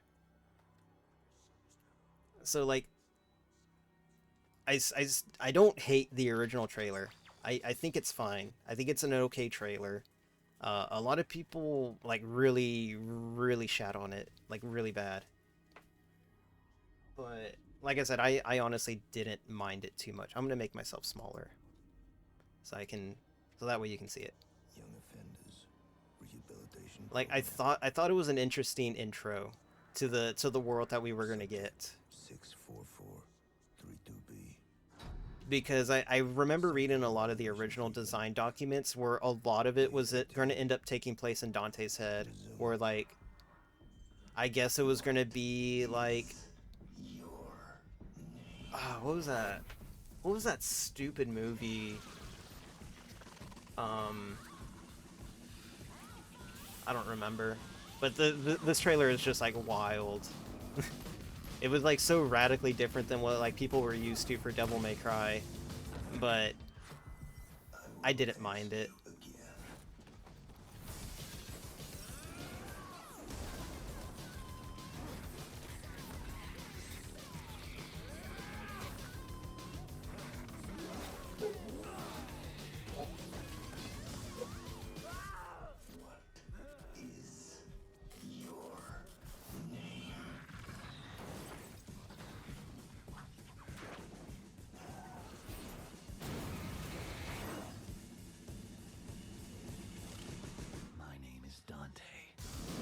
But yeah, that's when a lot of people like really got mad at it when they were just like, "That's not Dante. This is the dumbest thing I've ever seen." But honestly, I didn't think it was that bad of a trailer. I thought it was okay. You know, a lot of people didn't like the editing feels so edgy, like Cry of Fear. Yeah. Hill meets Michael Bay. It really was like the original design documents from what I remember. Let me see. Yeah, right here. Right here. So I think it is here. No, it's the part where like he like skizzes out. I don't remember where it is. Yeah, right here. Yeah, right there where he's like having a weird breakdown or something like that. This could have been a cool, unique IP. Yeah, it most likely could have. But what originally was in the design documents was that Dante was literally here. He was like in a prison cell or something like this, or some type of holding facility, and a lot of it was going on inside of his head. It felt like it was supposed to be more of a horror game, kind of going back to the original Devil May Cry series, because the original not the original Devil May Cry series, but the original Devil May Cry, because the original Devil May Cry did have a little bit of horror element to it, but that, like I said, that was most likely because of it being the basis for Resident Evil 4. If you didn't know, Devil May Cry 1 was actually Resident Evil 4, but due to bugs and just combat that was completely different than Resident Evil, it ended up becoming its own IP. But yeah, like I'm really trying to remember the name of that movie. Was it like Bombshell or something like that? I don't know. It was like this weird Zack Snyder movie where it was like this girl was like in a mental asylum or something like that, and she would have like visions where she would be fighting in like World War II in a cheerleading outfit or something like that. I don't remember what the name of that movie was called. Let me see. I'm pretty sure it was Zack Snyder, because when I think of that movie, it looks like that. Zack Snyder movies. Let's see. Oh, Sucker Punch. That's what it was. Like I get the feeling that it was like this was originally going to be. No, wait. When did Sucker Punch come out? Sucker Punch came out in 2011. So yeah, I could see this end up being like based off of Sucker Punch. where, you know, a lot of it's going on inside of his head or something like that.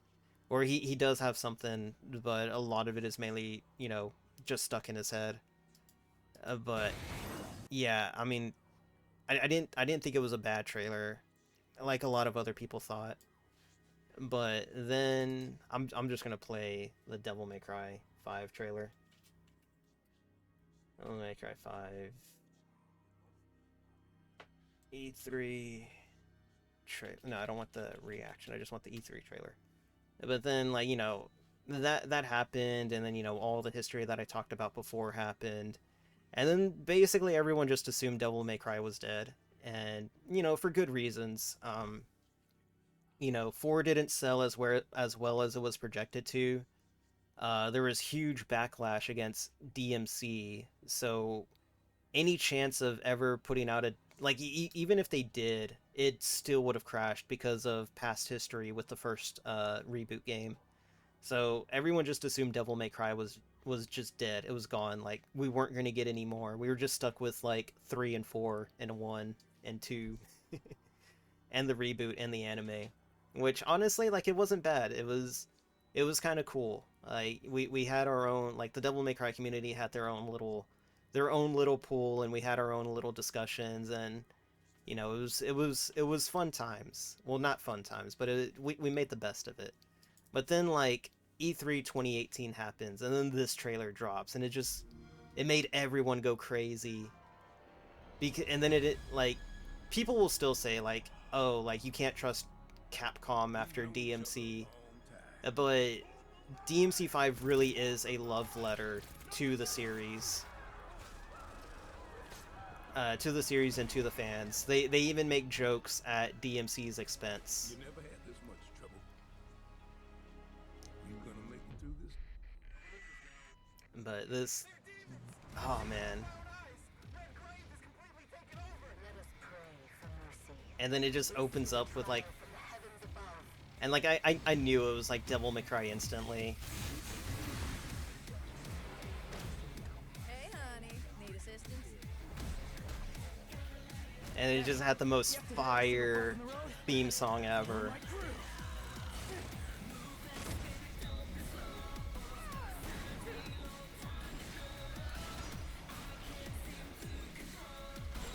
And, like, everyone's so cool in this game and lame at the same time. Cheer up, crew cut. You taking notes?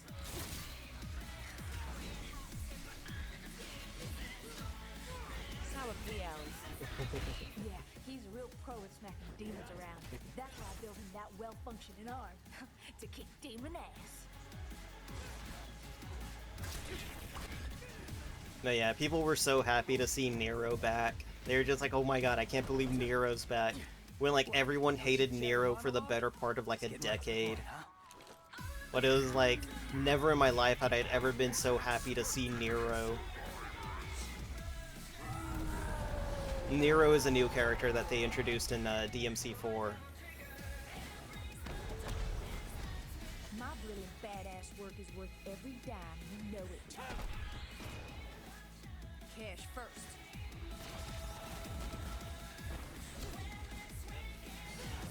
Oh man, this song's so good. And, like, every song in this game is good, except for except for Dante's theme.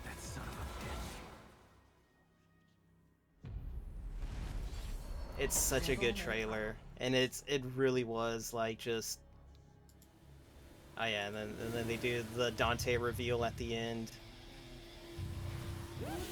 It was just like, yo. I had no idea what game this song came from until now. Yeah, it's Devil May Cry. There's Devil May Cry 5. Here. And then, can I find the yeah, I think this is it. This should be it. Yeah, that's the whole trailer. I don't want to...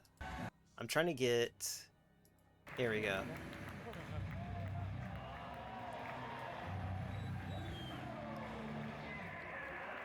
And then you just hear, like, the entire crowd so hyped for Dante's return. Ah, god dang it. I'm trying to find where Itsuno comes out on stage and he's just like, Devil May Cry is back. You know what, I don't want to, because I don't want to, like, steal someone else's content, but this is the only one that I know of where, like, he actually legit comes back. Like like Itsuno comes back on stage. Trigger turned. And he's still got the fucking yes. That's the sickest logo in the world, by the way. Oh. I see. I don't know what you're saying. Izuzan says that he is convinced that this is the best game that he's ever made because Yeah. he did it for you, our fans. Yeah, see, so that's where he was like, you know, Itsuno actually came out and it's just like, nah, we're making this game for you, the fans, as like a love letter. And like that, yeah, that was cool. That was legit cool. It was the coolest thing ever. Let's see. But yeah, that's been my TED Talk on Devil May Cry. Unless there's any... Oh yeah, actually there was something else I wanted to talk about, which was the... here it is. Here we go. Yeah, so this will probably be like the last thing that I talk about. And then I'm going to go take a quick minute break, because I've been drinking a lot of water. So the evolution of the Devil May Cry series, and like it goes into like this stuff too. Extra content.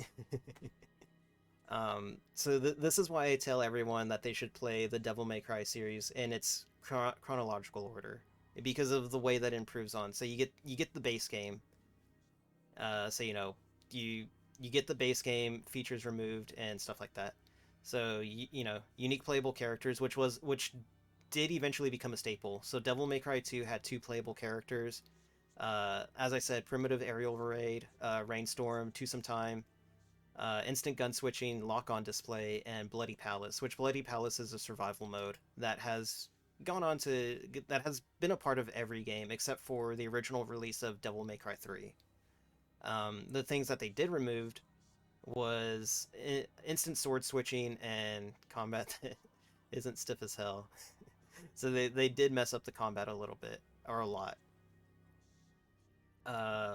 What Devil May Cry 3 improved upon was completely reworked the combat, the styles, which I showed a little bit of, instant devil arm switching, which was was basically re-added back in, Heaven or Hell difficulty. Is it? Yeah, Heaven or Hell is a difficulty where everything dies in one hit, but so do you. It's a really cool difficulty. Devil Trigger Explosion, which each game had a Devil Trigger, but what Devil Trigger Explosion was the ability to hold your Devil Trigger button, and after maxing it out, you could release an explosion which caused massive amounts of damage if you comboed it with the right weapons. Turbo Mode, which just doubled the speed of the game, and then they removed water levels, which is cool. Because there was water levels in this one and they were kind of bad. They weren't that bad, honestly. And then Devil May Cry 4. Instant style switching, so that's basically what I was doing now. They added style switching into the Switch version of Devil May Cry 3. So the Switch version of Devil May Cry 3 is now the definitive way to play Devil May Cry 3, at least. Devil Trigger Distortion, which was basically Explosion, but it worked a little differently. Devil Bringer, which was Nero's ability right there, his devil arm. Sprinting, so after running for like a few seconds, the sprint would kick in and you'd run a lot faster. Legendary Dark Knight difficulty is the most insane difficulty ever. It just like, it's not hard. I want to say it's hard difficulty, but the amount of enemies on screen is insane. Like, ridiculous. Hell or Hell, which was... I want to say Hell and Hell was like you die in one hit, but the enemies are at very hard difficulty. And then they reworked Bloody Palace, which it wasn't that much of a rework. It was basically just 100 levels, you go through it all, and then you're done. Separate character campaigns and some styles were removed, which were only like 2 that were kind of optional styles. They were styles, but they were kind of different. And then Devil May Cry comes in, or DMC comes in, and doesn't add any of this in. They don't add anything. All they do is Demon Dodge, which is just Witch Time, which is dodge to slow down time. What they did end up removing was Styles, Legendary Dark Knight, Distortion, Lock-On, Taunting, Turbo Mode. Oh yeah, base game had Taunting as well as throughout all the series. lock-on turbo mode. Removed but placed as DLC was Virgil and unlockable costumes, as well as Bloody Palace came later as a DLC. Honestly, Devil May Cry 5 ended up putting Virgil as a DLC character too, so it didn't do well. It did a lot better, but that part was kind of scummy. But yeah, that was my entire Devil May Cry TED Talk on the series and why I love it still. And then you can still buy DMC. Is this the definitive edition? No, actually, I think the definitive edition was just the PC version. Later ported to PS4 and Xbox One. Because I remember what a lot of people were saying also about Devil May Cry or DMC was that it was only going to be 30 frames per second. The game was locked at 30 frames per second on consoles, but on PC it was 60 frames, 60 FPS, which a lot of people were mad about. Because Devil May Cry 4 was 60 FPS, and I want to say 3 was also 60 FPS. But yeah, it was crazy. It was definitely a magical time, 2013. Actually, hold on, wait. When was the original release again? When was the original DMC? When did that first trailer drop? DMC and Devil May Cry trailer. When did that trailer drop? Trailer dropped 11 years ago. Jeez. Trailer dropped in like 2011. So between 2011 and the release of the game, following up all the way to basically when everyone thought DMC was dead after the DMC Definitive Edition release. It was a crazy time for Devil May Cry fans. And then DMC 5 dropped, and I guess people are happy now. You can still find some people that are still bitter about the whole thing. I'm not so much anymore. It does suck that it took us like, oh man, like when did DMC come out, or Devil May Cry 4 come out again? Devil May Cry 4 came out in 2008, that's right. And then Devil May Cry 5 came out in 2019. It took 11 years for us to get... Wait. 10 years. Yeah. Yeah, it took like roughly 10 and a half years for us to get another true Devil May Cry 11 sequel. years. Yeah. It was the most insane thing ever. And there were like jokes on the internet. It was like, oh, no one suffers more than Devil May Cry fans. They literally had their company like shit on them for 5 years straight, basically. Like if you count the release from this trailer leading all the way up until like just all support was dropped for DMC. I want to say it was like roughly 5 years. 5 or 4 years, give or take. I don't know, actually, let me see when the definitive edition dropped. Because is the series done now, then? It's up in the air, honestly. Itsuno says that he wants to work on a 6, but I think he's working on Dragon's Dogma 2 now. I hope he's working on Dragon's Dogma 2. Dragon's Dogma 2 is one of my favorite games. Let's see. Let's get back into this. How long of a rant was that? I don't know. But I hope he is. As much as I would like to see Devil May Cry 6, I also want to see I also want to see Dragon's Dogma 2. But if you guys will excuse me, I am going to go take a quick restroom break. So I will be right back.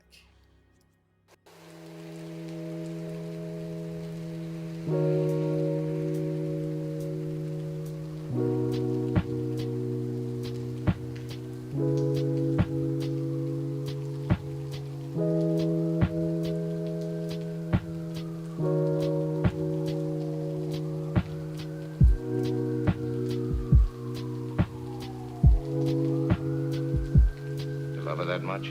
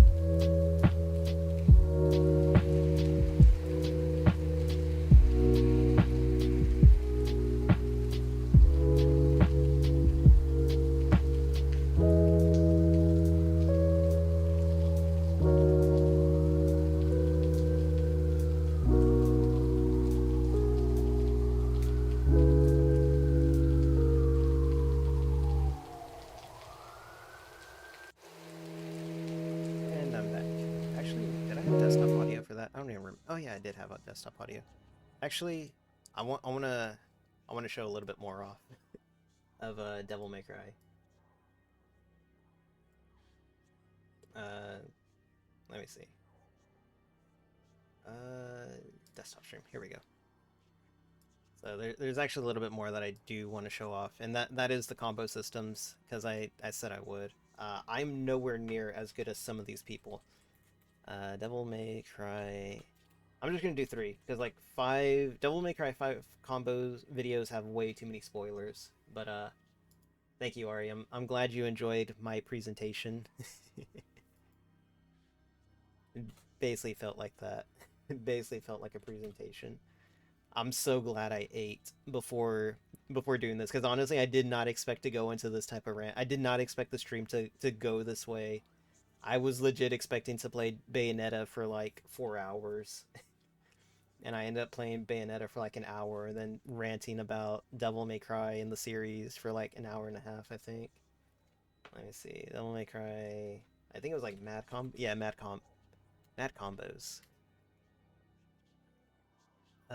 Let's see. You know, let's check out the newest one. There used to be this really cool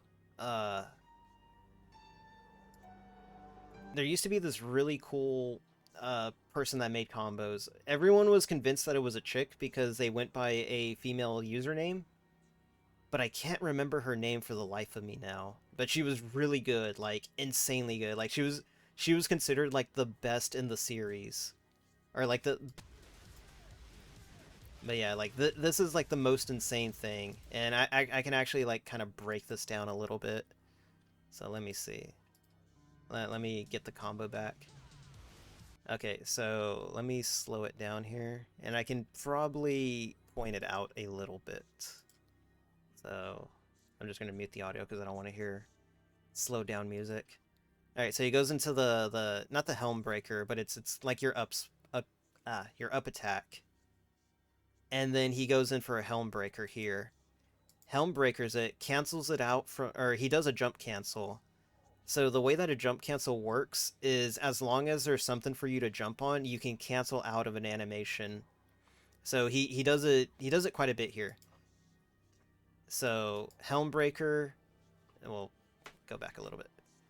So up attack, helm breaker, jump cancel, helm breaker, jump cancel, and then he swaps weapons to Beowulf, where he does kind of a hammer attack. I don't remember how to do the move, but it's still the same concept, where he continues hitting it and jump canceling. And then he hits him back in the air again. And then this is my favorite. Hold on, well, I thought he was going to do it. But what he does is a shooting star with the Beowulf, and then swaps back to Rebellion to hit him with more helm breaker. So it's just the way he's staying in the air right now is just nothing but jump canceling. And it's like, I explain it so easily, but like to do it is extremely hard. And then he jumps off the enemy to, yeah, and jumps off, gets a few hits in, and then finishes the attack. And then I'm gonna play that back again at normal speed, because it looks easy when it's slowed down, but then like you actually see it. Yeah, look how fast that's going. It's insane. Actually, hold on, let me. Okay, here we go. Look at that. It's so insane how fast he's doing it.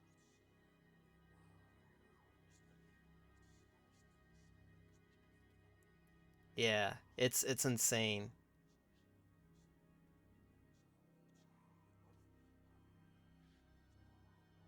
I never actually learned how to do that move. I've done it a few times, but I can't do it on command. I always end up like, I don't know, I just never looked up the move for it. It's weird. But it is a move they took out later in Devil May Cry games. They also took out the ability to slide on enemies, which kind of sucks. Because it's like one of the most fun things to do. You'd like knock them down. Parrying in this game is like the hardest thing to ever do. Are these similar to fighting game combos?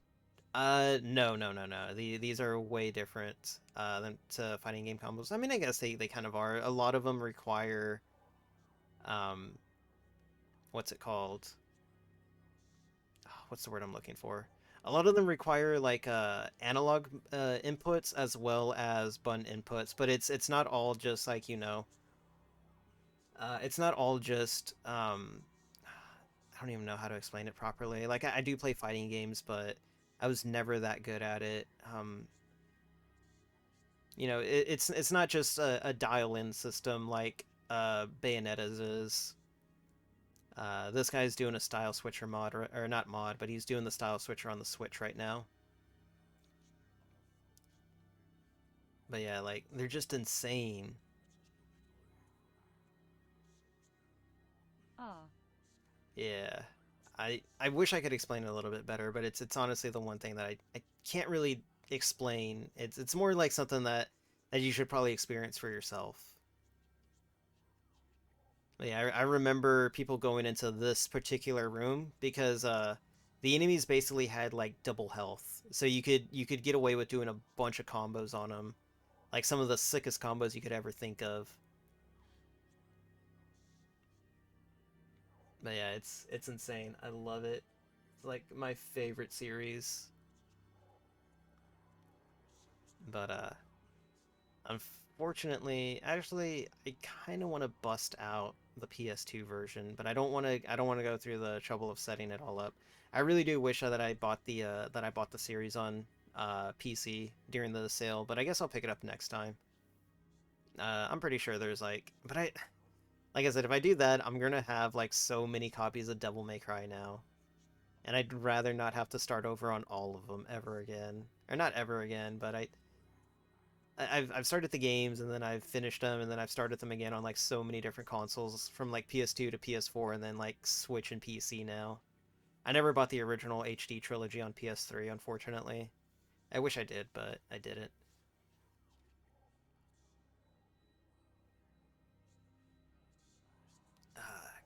Good series. Alright, now I can get back into it. Here we go. Let me close this out, let me close this out, and this out, and this out. Let's see. Where am I at? Okay, there we go. Let's see. I gotta customize. I actually gotta buy more upgrades so I can actually be better again. But like I said, the controller layout is like really weird for me. I'm mainly used to playing Devil May Cry on a PS2 controller. Or just a PlayStation controller in general. Actions, here we go. I don't need that one. I may need... Oh, shoot, I don't even have that much money. I do need air hike. Do I not? Oh, yeah. Okay. I do need... Oh, I don't have enough for air hike. Dang it. Style, equipment, items, guns. Here we go. Yeah, I can at least... There we go. I got max guns now.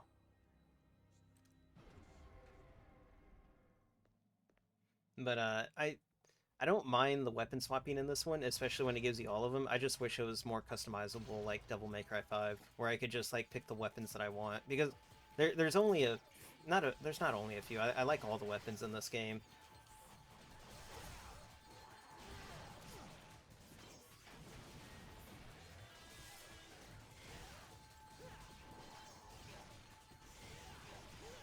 These dudes are so annoying. Always ruining my combos.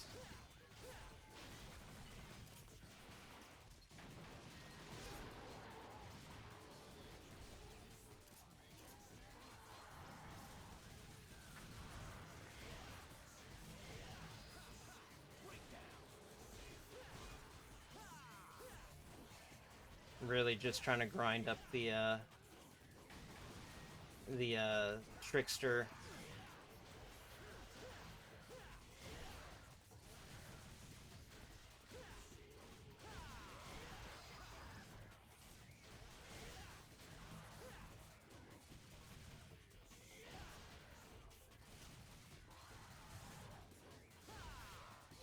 Let me see if I can... Oh no. Oh, I almost did it though. Like, I kind of did it. But I need an actual enemy to try it on. I was gonna try to do the same thing that he did, where like you go up on the Oh man, you gotta claw that thing though. I don't know if anyone's familiar with what the claw technique is, but it's like where you have like your index and your thumb like on the face of the controller. Yeah, so it's like blast off, jump, down. Okay. And then we're about to get to one of the not worst fights, but he's a bit different. It's mainly because you're just attacking a giant wall. And get me over. Just gotta get all the orbs you can get. I do like this Easter egg though. You break the jukebox and it briefly plays the original Devil May Cry intro. I really want to get like Trickster level 2 right now. Here we go. I might be able to do it here.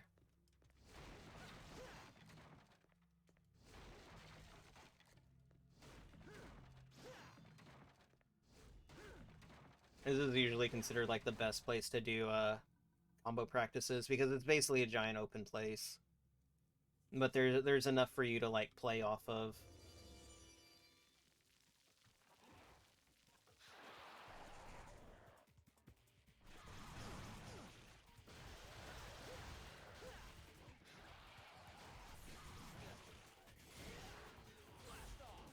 Nope. All right.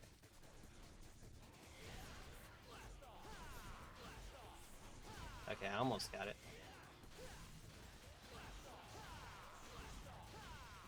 Okay, I'm not getting high enough.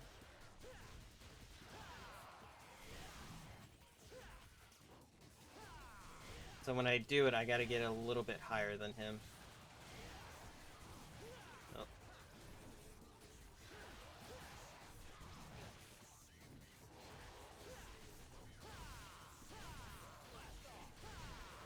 Hold on, let me...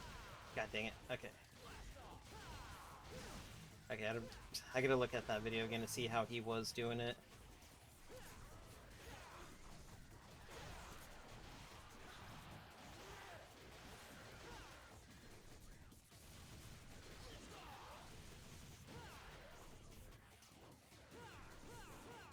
But yeah, that's the... I did a little bit there, but that was kind of the jump canceling. There it is, finally. Double dash and Skystar. Now I get a little bit more mobility.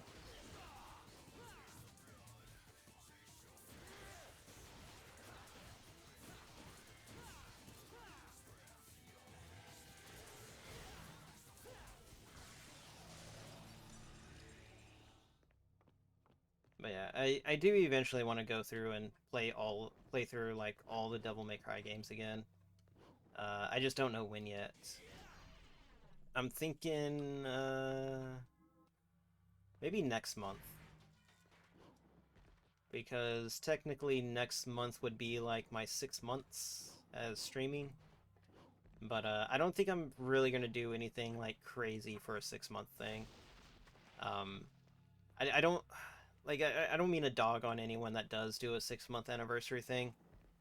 But I don't like the idea of a 6-month anniversary. I've said it before, it made sense when HoloLive did it. Because, like, that was the first time that I ever heard of a 6-month anniversary. And I just assumed it was because the HoloLive girls didn't know if they were going to get an extended contract. Like, when they get those contracts, they're only locked in for about a year. So it makes sense for, you know, the corporates to do a 6-month. But as an indie, I don't know. It doesn't... It's not that it sits well with me, it's just... I don't think it's necessary. I think doing a year is way better. But I get why people do it. It does bring in numbers. It does... you know, it does boost hype and stuff like that. So I completely understand why people do it. But just... I don't know. Just looking at it from my point of view, I don't see a lot of it, but I am going to do something else for 6 months. It's not a celebration or anything like that, but I will be showing off something else, which I'll probably show off again tonight. Because last time I showed it off was New Year's, so I got to drum up that hype again. I need some water.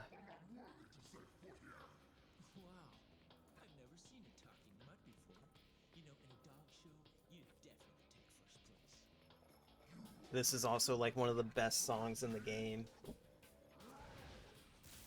It's like Cerberus's theme song. It's such a good theme. I used to listen to the song all the time in high school.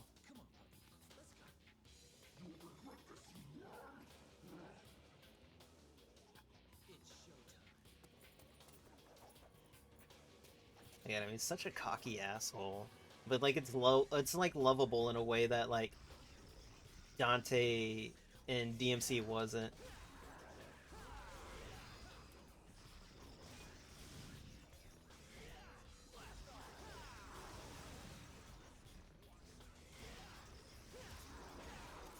Oh wait, I should be using this one.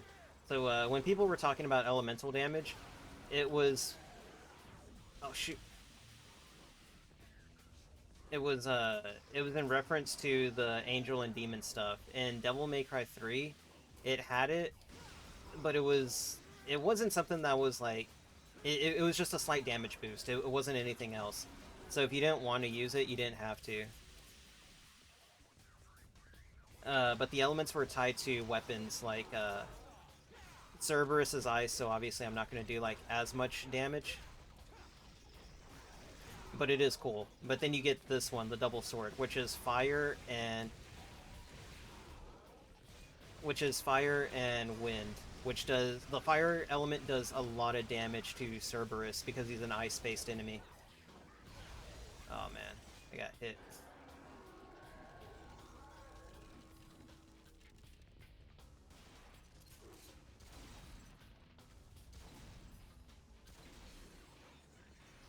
Got you. I can see fear, it surrounds you. Oh, that's such a good song.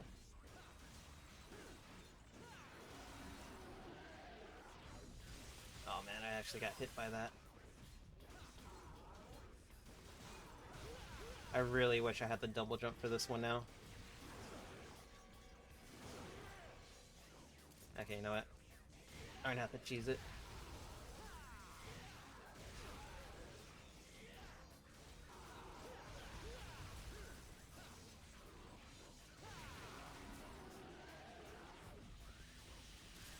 I didn't have the right gun out.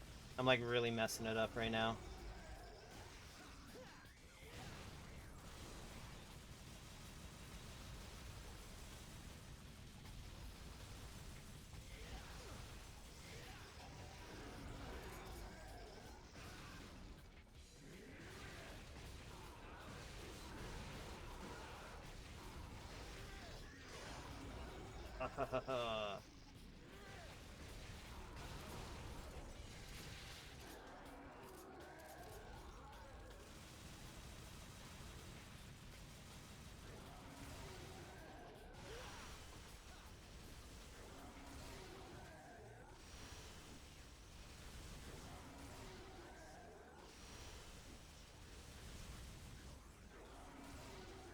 Oh my god, stop!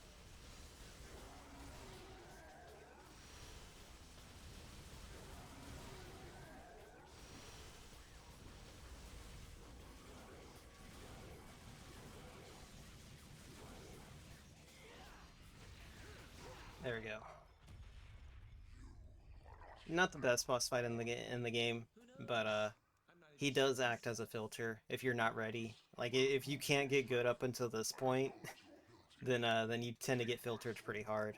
Like, but Cerberus is cool. He's a cool guy. He's a good dog. He's like, yeah, you're pretty worthy. Here's this kick-ass weapon.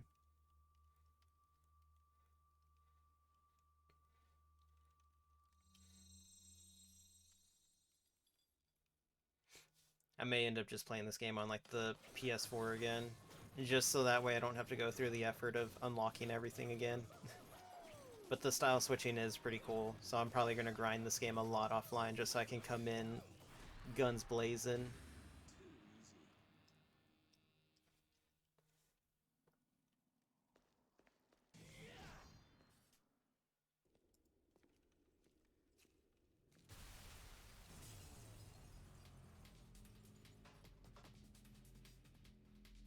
And then we get introduction to the most badass lady in Devil May Cry.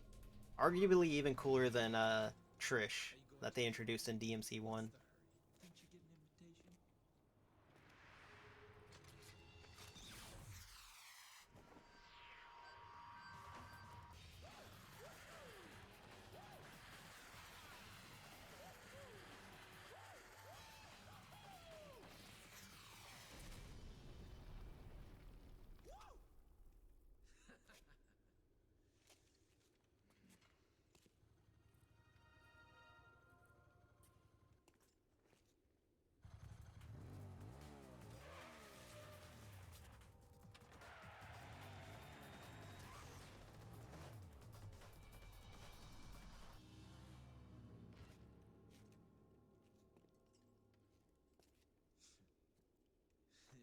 This just keeps getting better and better.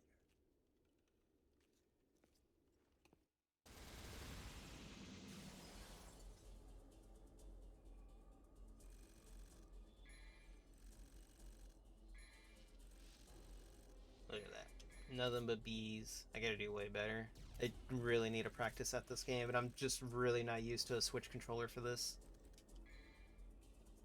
Where am I at?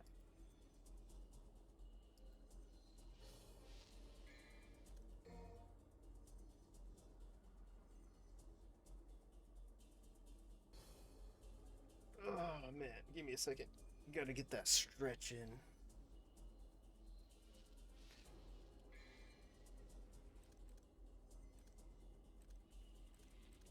You know, I know a good way to practice and make money. I think I can. Yeah, it's here. I forgot there was co-op in this game too. Oh, that was something. That was like a hidden feature in like Devil May Cry 3. The original one. The original release had co-op. That wasn't advertised, but it was so cool how you could do it.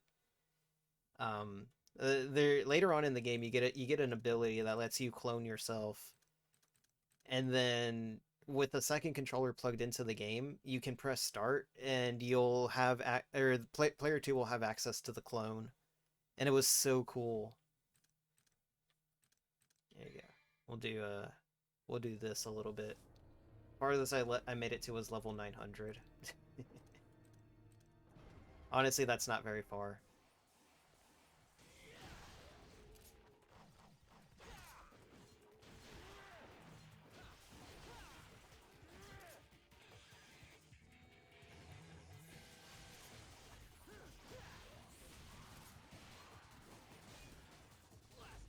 Like Swordmaster, Royal Guard.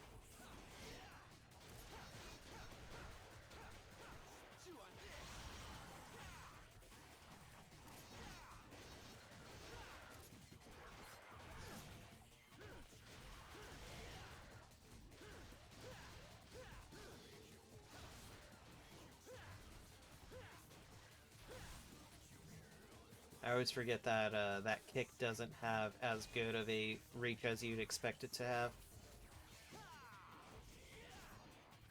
Oh man, this guy's styling on me, dude. What in the world?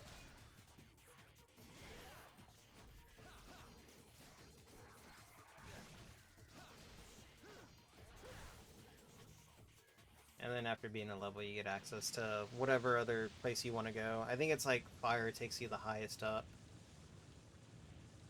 Let me check. I think fire does take you the highest. Yeah. So fire takes you up like at intervals of 100.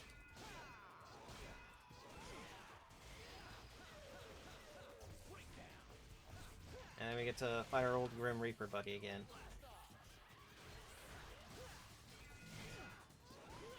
Jeez, I messed that up.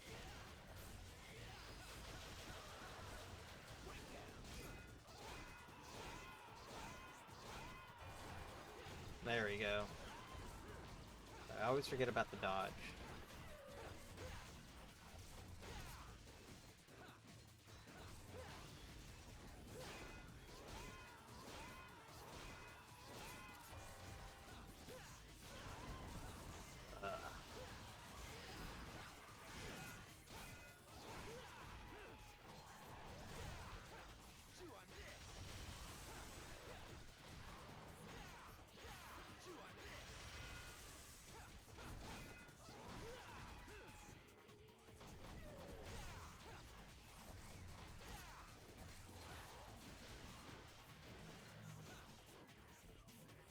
I really need to get like more abilities unlocked because I'm not used to being this hampered. Ah, I missed the timing, and I was doing so good on it too.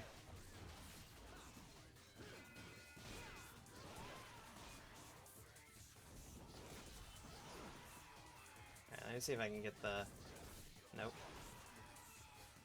I want to get the parrying down. Like, parrying is something I never got good at. And it's like super weird to do too.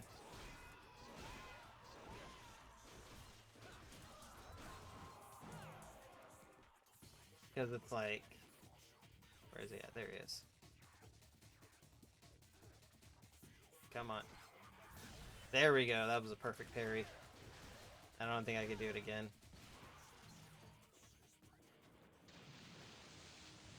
Wait, do I have... No, I don't. What a shame. I was hoping that I'd have the, what's it called? Hey, these guys. These guys are fun to fight. Oh no, but these guys aren't.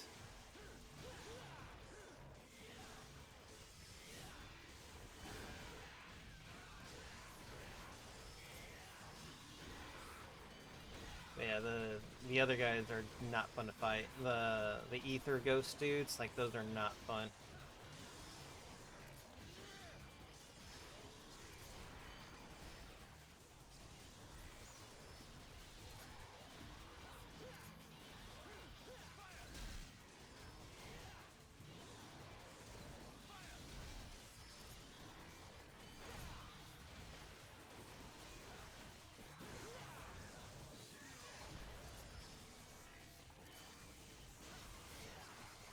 I do gotta get rid of this guy though, because he is spawning in a bunch of them.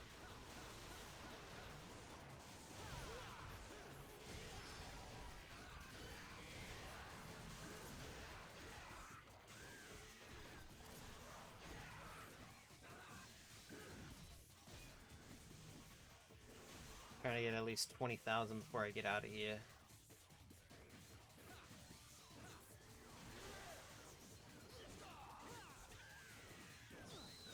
Ah, I forgot those guys can do that. Oh my god, these dudes are so annoying. They're like literally the most annoying thing in the game. But that's because like the game doesn't actually do a proper way of explaining how they work. It's like you can hit them, but only when they look away from you. Or you can just blast them, if I remember right. Yeah, like you can't hit them while they're in that form. But like there's a short period where you do look away and then you can blast them.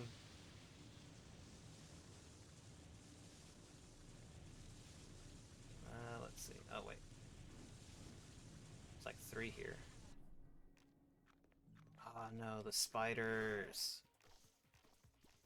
Spiders are like probably actually the worst ones in the game.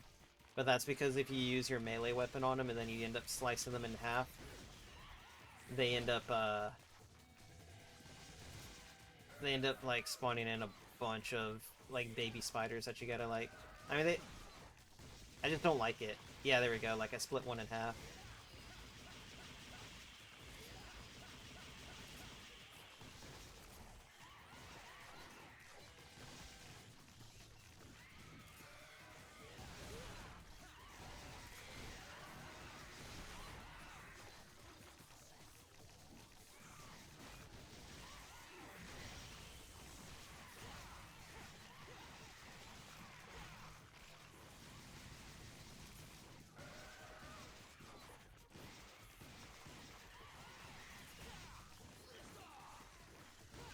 I really wish I had double jump for this weapon.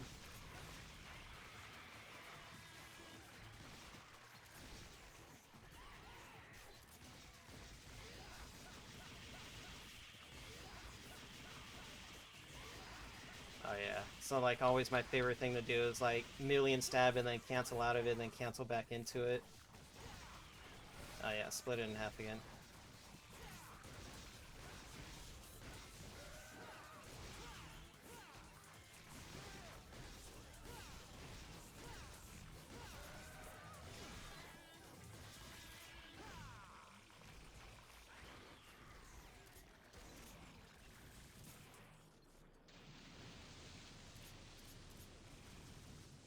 Get these little freaks out of here. There we go. I hate these guys too. You actually gotta like get behind these guys. Yeah, they ain't too bad. They ain't too hard. It's just the fact that they don't... that they're really not willing to... There we go. Oh man, I sure hope that was it. Nope.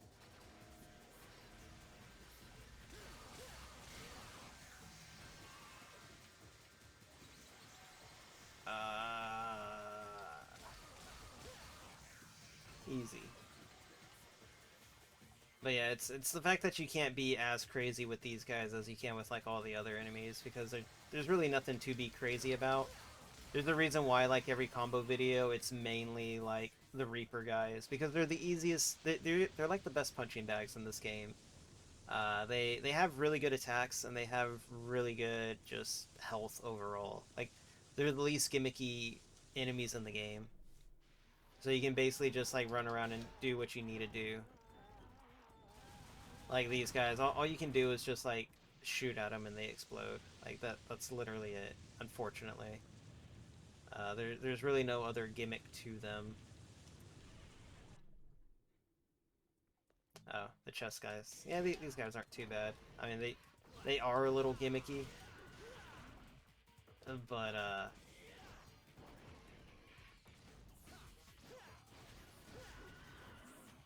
I just gotta remember to be fast with that.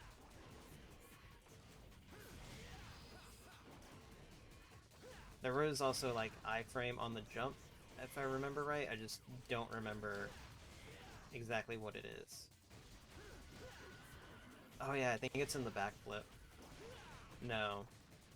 Maybe it's in the double jump. I don't remember. But yeah, But yeah, these guys are also pretty boring to fight, unfortunately. They're not bad when they're like in groups and stuff like that, and you can get like some good damage control going on.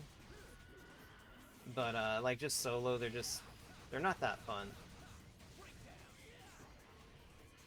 Like there's not much to do other than just like wail on them until they die. Yeah, and then they are a little bit easier, but I don't have the final weapon. I think that's actually the next weapon that I'm getting is the final weapon, which is Beowulf.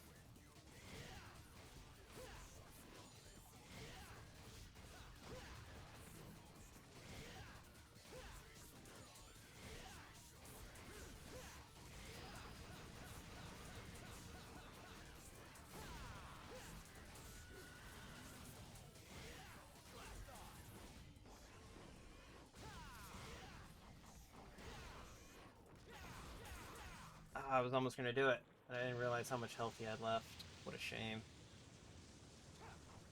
Alright, I'm gonna try this. Can I do it? Oh, yes, I can. These guys are good.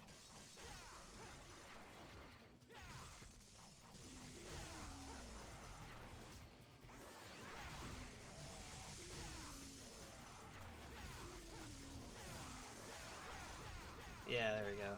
Kinda doing it. There we go. Yeah, I'm getting it. It's like jump canceling into it.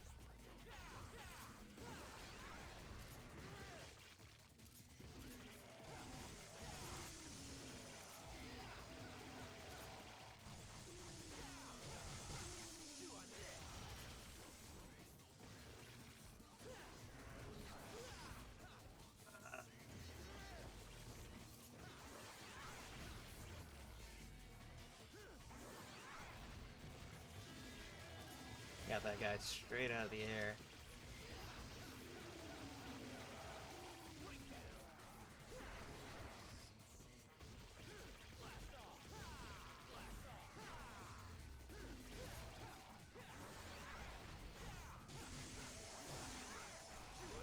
I was gonna make him chew on that.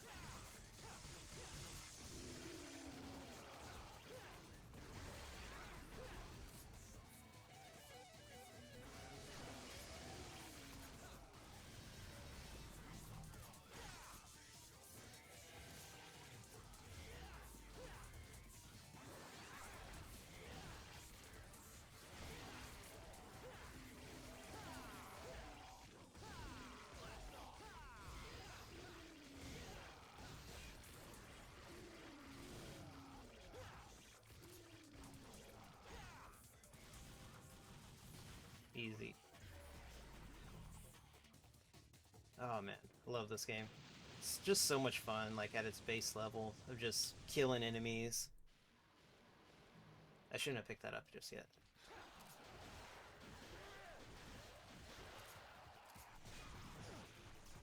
Where am I at? Where am I at with you?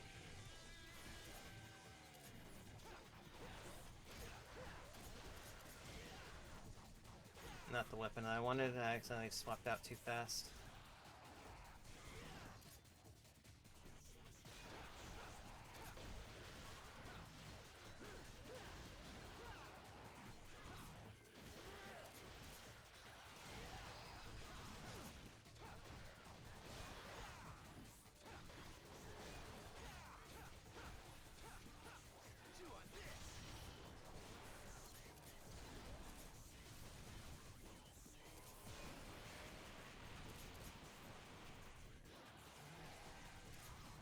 Actually, I need Gunslinger too, because there's an ability that you get with the shotgun that's really cool. It's basically the stinger attack that you do like this, but you get to do it with the shotgun instead. And it's really cool. It does pretty decent damage, but it lets you like combo into like other stuff. So like rather than just using the stinger, you can do the shotgun stinger and open up with different attacks. But I do not have it yet.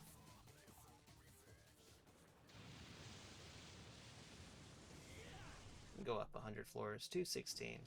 What's the worst that could happen? I wasn't paying attention. But yeah, I just want to get rid of these guys as fast as possible.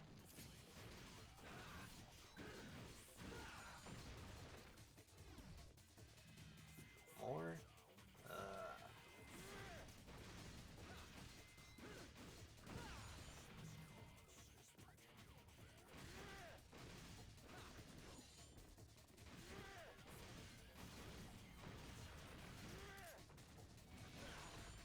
Wrong weapon.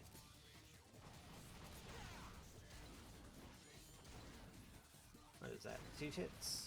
Nah, that's 8 hits in total, and that's too much. There we go. 23,000. Go up another 10 floors. Hey, what is... Oh, that's right, you get to fight the boss every now and then. This is the next boss after Cerberus. Bit of a spoilers, I forget that there are boss fights in this one.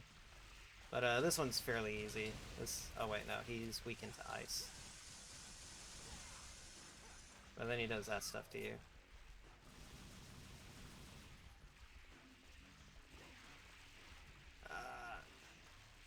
No, I was trying to get on his back.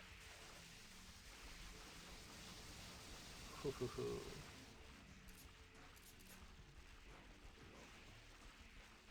There we go.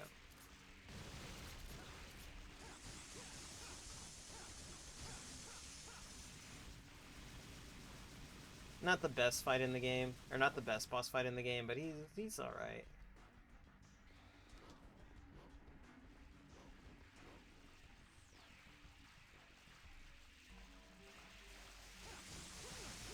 I forgot they can hit you up there.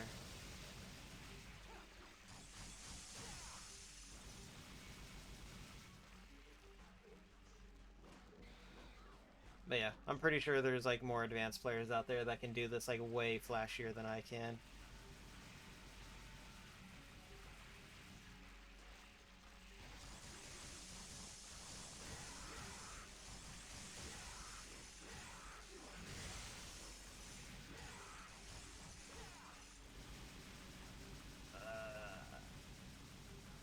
Like I said, it's not like I hate this guy, but it could have been a better fight. But I also don't have a lot of the trickster abilities. There we go. That's right, it's the head.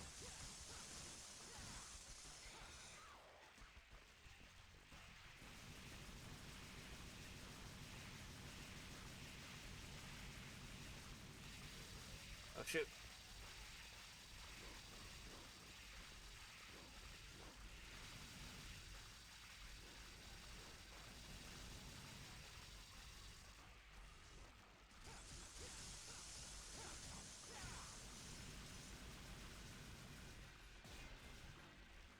That's right, he does have the charge attack on this one.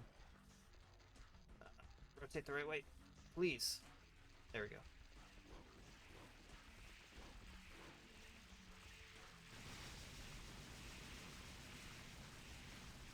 But yeah, if I had like the final trickster ability, I'd be able to like actually teleport up to him to actually do something. But unfortunately, I don't.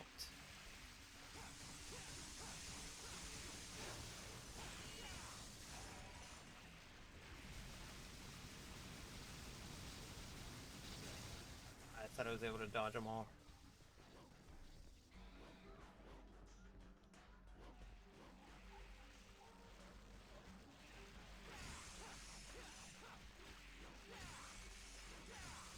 Okay, I guess I'll just cheese it. Come on, there we go. Just had to cheese it on the last one. As lame as it was, it's fine. Oh no, I didn't mean to. I didn't mean to leave.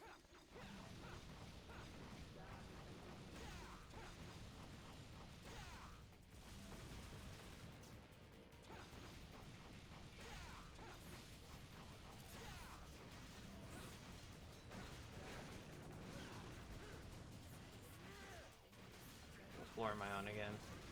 Oh yeah, I forgot those guys heal.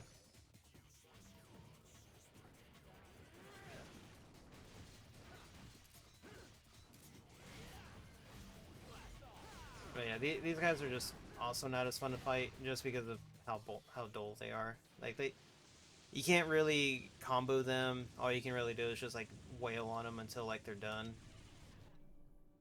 But like, you know, these guys are semi-decent. Like they're okay to combo on. They just don't have as great of health. They don't really end up getting anything out of them. You just do what you can to get them out of the way the fastest. Which is a lot of stingers. Stinger is like the most...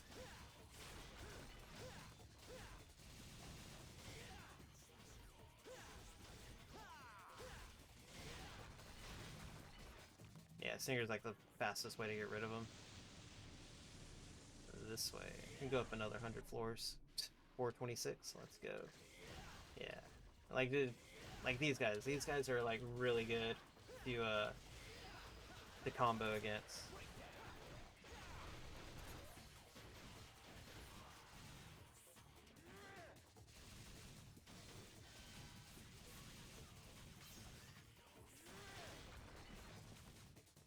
Who else is here? Oh, there they are. Got me in the gut.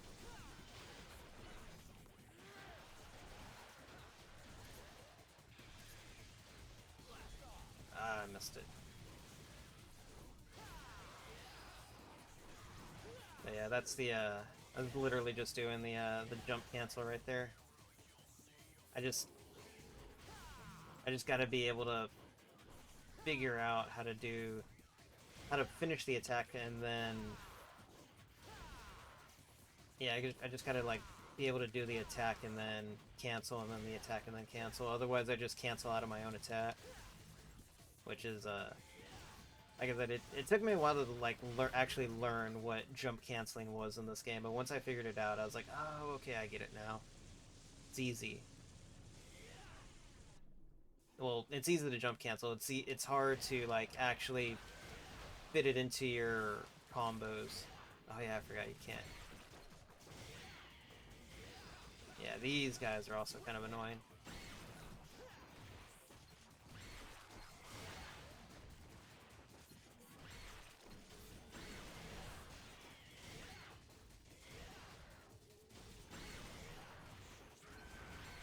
Yeah, because if you hit those guys with your sword too much, then they end up splitting and making more, which isn't bad because I could use the XP for my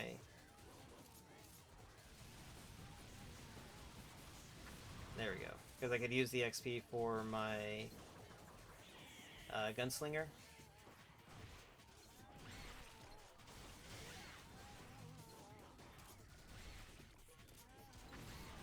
There we go. Alright, is that all? Yep. Go up another 100. 626. Let's go. Oh no, it's more of these. I wasn't paying attention.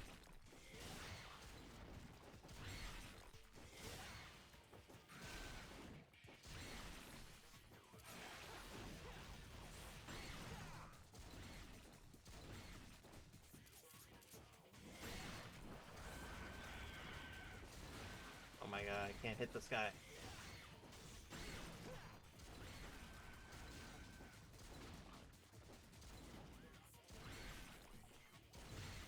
There we go.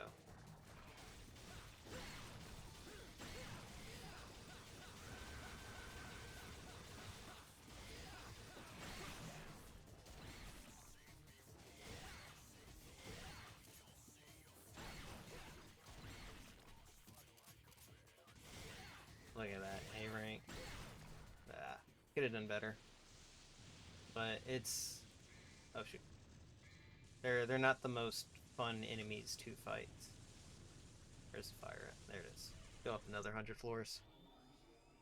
Ah, no, it's these guys. I take it back, these guys are the worst. Yeah, because, like, these guys can just, like... These guys can just, like, go through the floor. They can hit you from anywhere. It's generally not fun.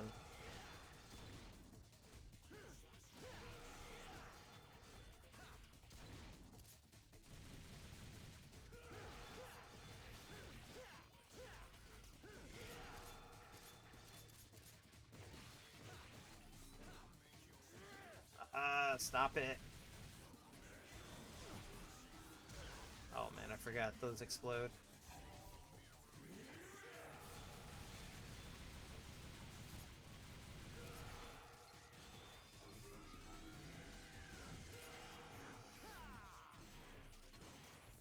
Oh, that's right, I forgot you can do this. You can, I mean, if they hold still long enough, I can, like, jump cancel off of them and... Yeah, I mean, like, if they can, or if they will, I can jump cancel, and hit them with, like, a bunch of shotgun shells. It works better in Devil May Cry 4, if I remember right. But yeah, these guys are, like, just damage sponges. There we go. Well, luckily, oh no, there's another wave. I swear there's only 2 in this one.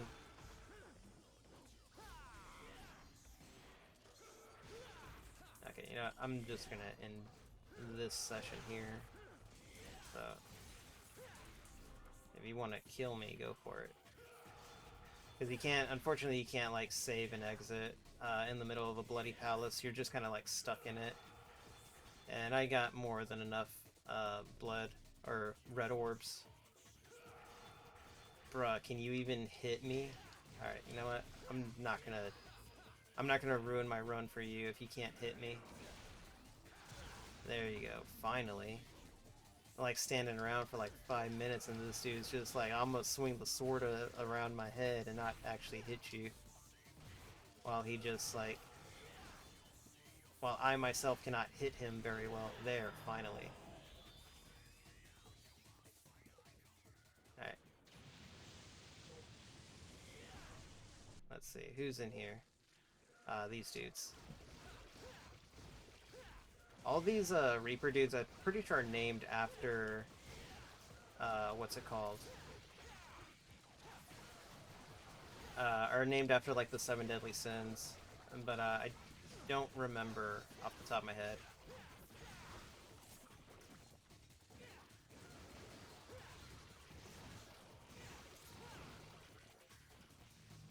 Okay. Oh, jeez. I seriously thought, like, another one was gonna come and kill me. But I guess not. Okay, nah. I can lose to you guys. Let's see. I need to get one more kill. There we go. I just need something to fill up the XP bar a little bit. Now, if they want to actually hit me, that's another question. Because I don't want to do Bloody Palace all night. Unfortunately, it's just one of those things where, like, You can go as long as you want, but I'm not willing to go that far on a stream. There we go. It died on purpose. It doesn't mean anything. I just needed to get out of there. I definitely could have passed my level of 900 though. I just needed the orbs for so I could get the double jump.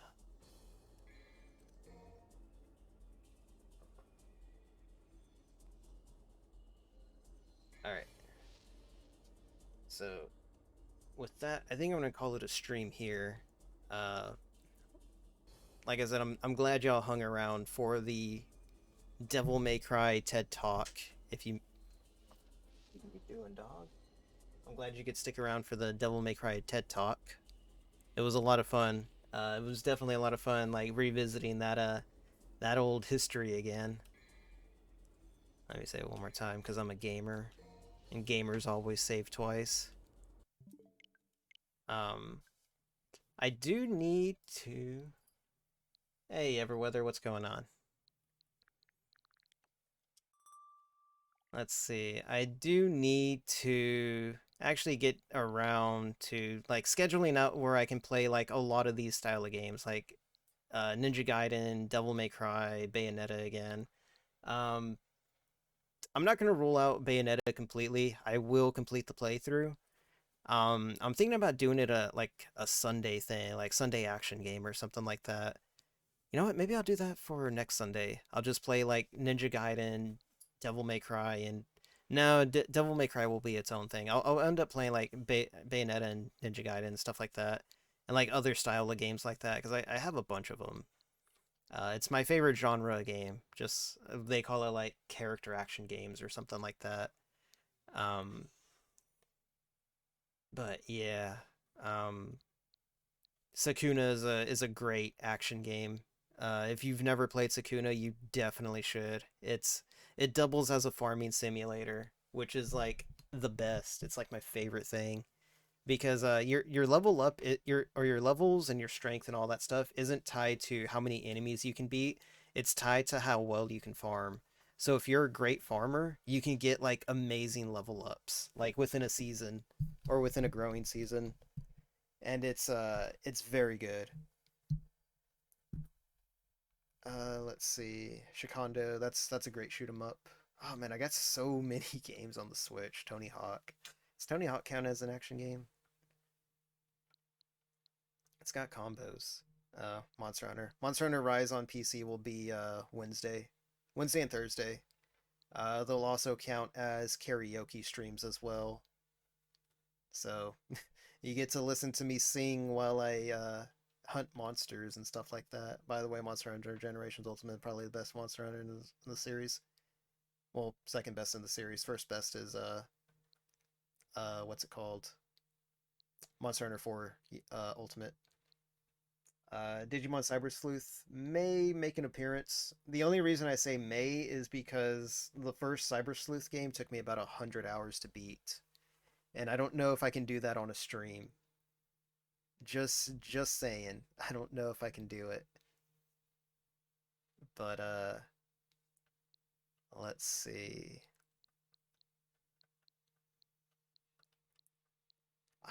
No.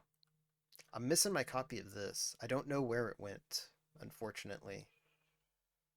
But these are all Pokemon. I don't think I'm ever gonna go back to Pokemon. Honestly, I cannot play Pokemon.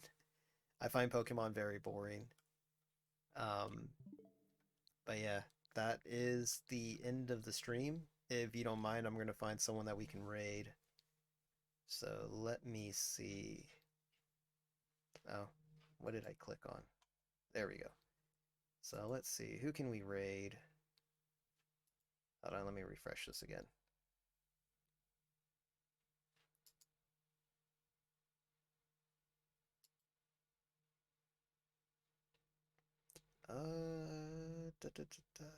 Let's see. Which one of the homies just started?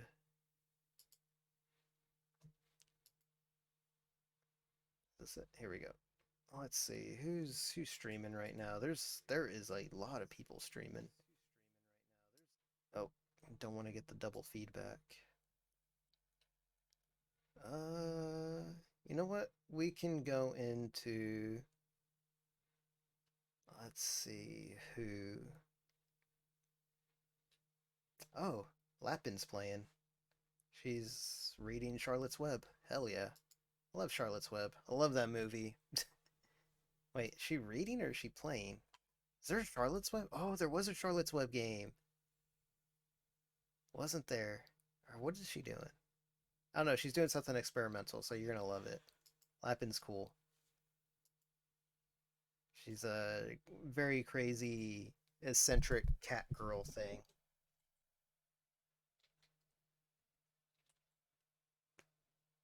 I'm not sure. She was doing karaoke when I was in there a few minutes ago. Ah, okay.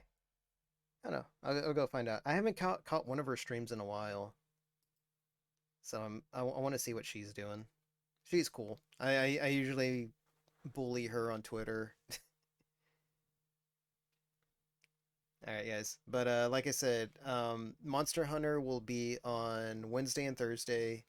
Friday will be more Titanfall 2 as well as Monster Hunter. Saturday morning, I'm going to be doing some video editing stuff.